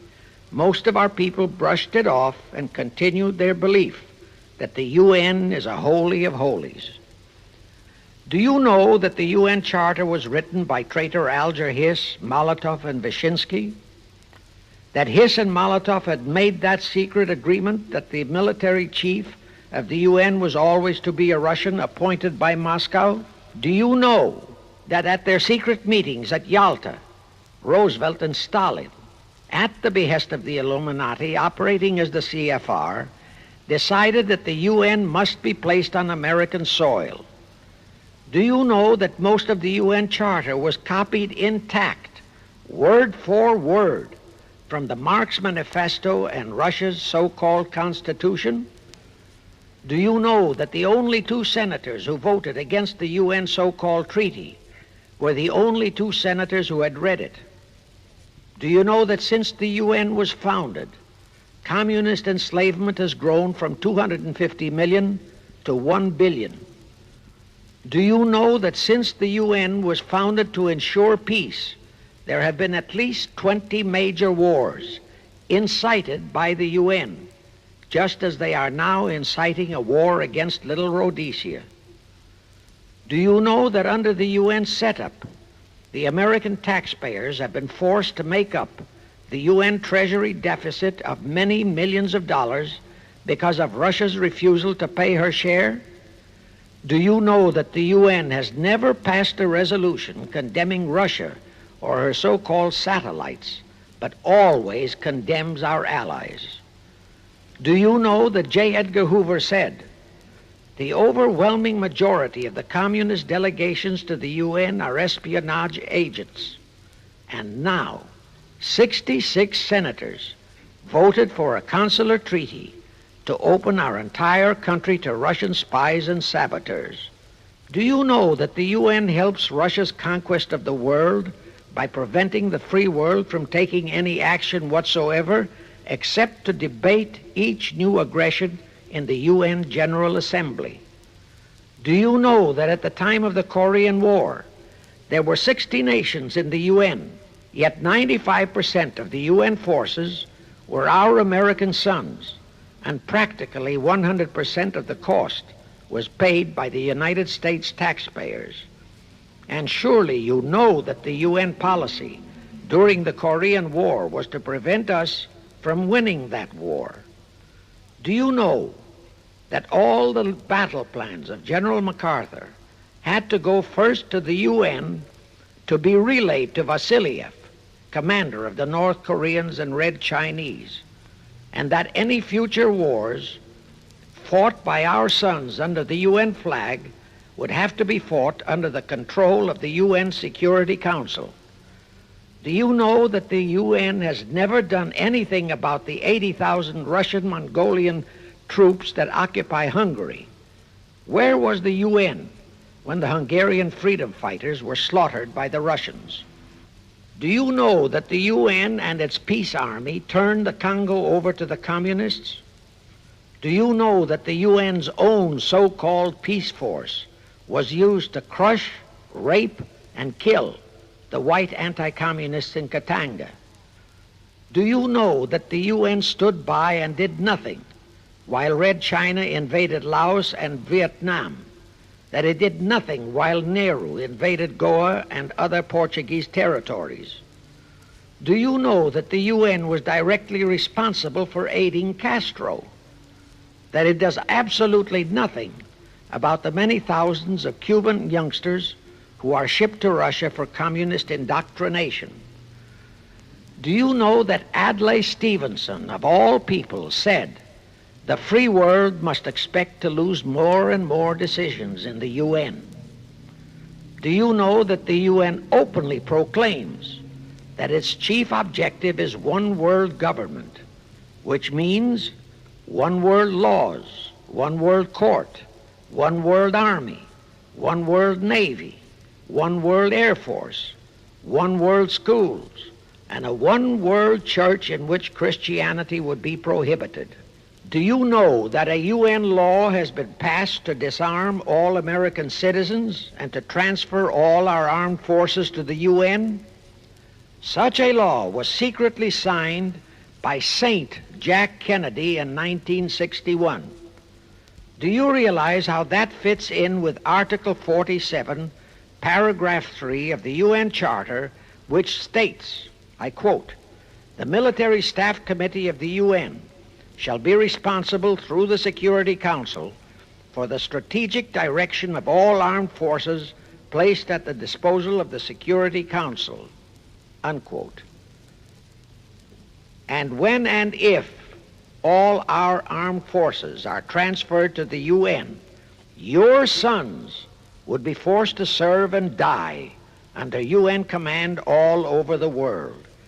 This will happen unless you fight to get the U.S. out of the UN. Do you know that Congressman James B. Utt has submitted a bill to get the U.S. out of the UN and a resolution to prevent our president from forcing us to support the UN embargoes on Rhodesia? Well, he has, and many people all over the country are writing to their representatives to support the Utt bill and resolution. And did you know that to offset the Utt bill and resolution, 50 congressmen, spearheaded by Schweiker and Moorhead of Pennsylvania, have introduced a bill to immediately transfer all our armed forces to the UN? Can you imagine such brazen treason? Is your congressman one of those 50 traitors? Find out and take immediate action against him, and help Congressman Utt. Now, do you know that the National Council of Churches passed a resolution in San Francisco which states that the United States will soon have to subordinate its will to that of the UN, and that all American citizens must be prepared to accept it? Is your church a member of the National Council of Churches? In connection with that, bear in mind that God is never mentioned in the UN Charter, and their meetings are never opened with prayer. The creators of the UN stipulated in advance that there should be no mention of God or Jesus Christ in the UN Charter or in its UN headquarters. Does your pastor subscribe to that? Find out. Furthermore, do you know that the great majority of the so-called nations in the UN are anti-Christianity? That the UN is a completely godless organization by orders of its creators, the CFR Illuminati. Now, Have you heard enough of the truth about the Illuminati's United Nations? Do you want to leave your sons and our precious country to the unholy mercy of the Illuminati's United Nations? If you don't, write, telegraph, or phone your representatives and senators that they must support Congressman Utt's bill to get the U.S. out of the UN and the UN out of the U.S. Do it today, now, before you forget. It is the only salvation for your sons and for our country. Now I have one more vital message to deliver. As I told you, one of the 4 specific assignments Rothschild gave Jacob Schiff was to create a movement to destroy religion in the United States, with Christianity to be the chief target. For a very obvious reason, the Anti-Defamation League wouldn't dare to attempt it, because such an attempt could create the most terrible bloodbath in the history of the world, not only for the ADL and the conspirators, but for the millions of innocent Jews. Schiff turned that job over to Rockefeller for another specific reason. The destruction of Christianity could be accomplished only by those who are entrusted to preserve it, by the pastors, the men of the cloth. As a starter, John D. Rockefeller picked up a young so-called Christian minister by the name of Dr. Harry F. Ward, Reverend Ward, if you please. At that time, he was teaching religion at the Union Theological Seminary. Rockefeller found a very willing Judas in this reverend. Thereupon, in 1907, he financed him to set up the Methodist Foundation of Social Service. And Ward's job was to teach bright young men to become so-called ministers of Christ and to place them as pastors of churches. While teaching them to become ministers, the Reverend Ward also taught them how to very subtly and craftily preach to their congregations that the entire story of Christ is a myth, to cast doubts on the divinity of Christ, to cast doubts about the Virgin Mary. In short, to cast doubts on Christianity as a whole. It was not to be a direct attack, but much of it by crafty insinuation that was to be applied in particular to the youth in the Sunday schools.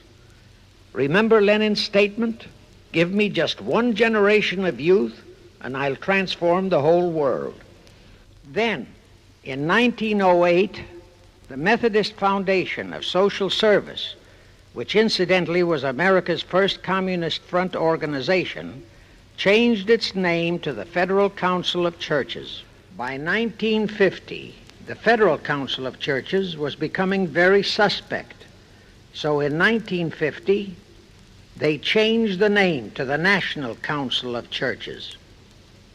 Do I have to tell you more about how this National Council of Churches is deliberately destroying faith in Christianity? I don't think so.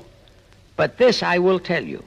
If you are a member of any congregation whose pastor and church are members of this Judas organization, your contributions are helping the Illuminati's plot to destroy religion and your faith in God and Jesus Christ. Thus you are deliberately delivering your children to be indoctrinated with disbelief in God and church, and which can easily transform them into atheists. Find out immediately if your church is a member of the National Council of Churches, and for the love of God and your children, if it is, withdraw from it at once. However, let me warn you, that same destroy religion process has been infiltrated into other denominations. If you have seen the Negro March on Selma and other such demonstrations, you have seen how the Negro mobs are led and encouraged by ministers and even Catholic priests and nuns who march along with them. As a matter of fact, the Mormon Church is about the only one I know of that is clean of that kind of Judas infiltration. But of course, There are many individual churches and pastors who are honest and sincere. Find one such for yourself and for your children. Incidentally, this same Reverend Harry F. Ward was also one of the founders of the American Civil Liberties Union, a notorious pro-communist organization. He was the actual head of it from 1920 to 1940. He also was a co-founder of the American League Against War and Fascism, which, under Browder, became the Communist Party of the United States. In short, Ward's entire background reeked of communism, and he was identified as a member of the Communist Party.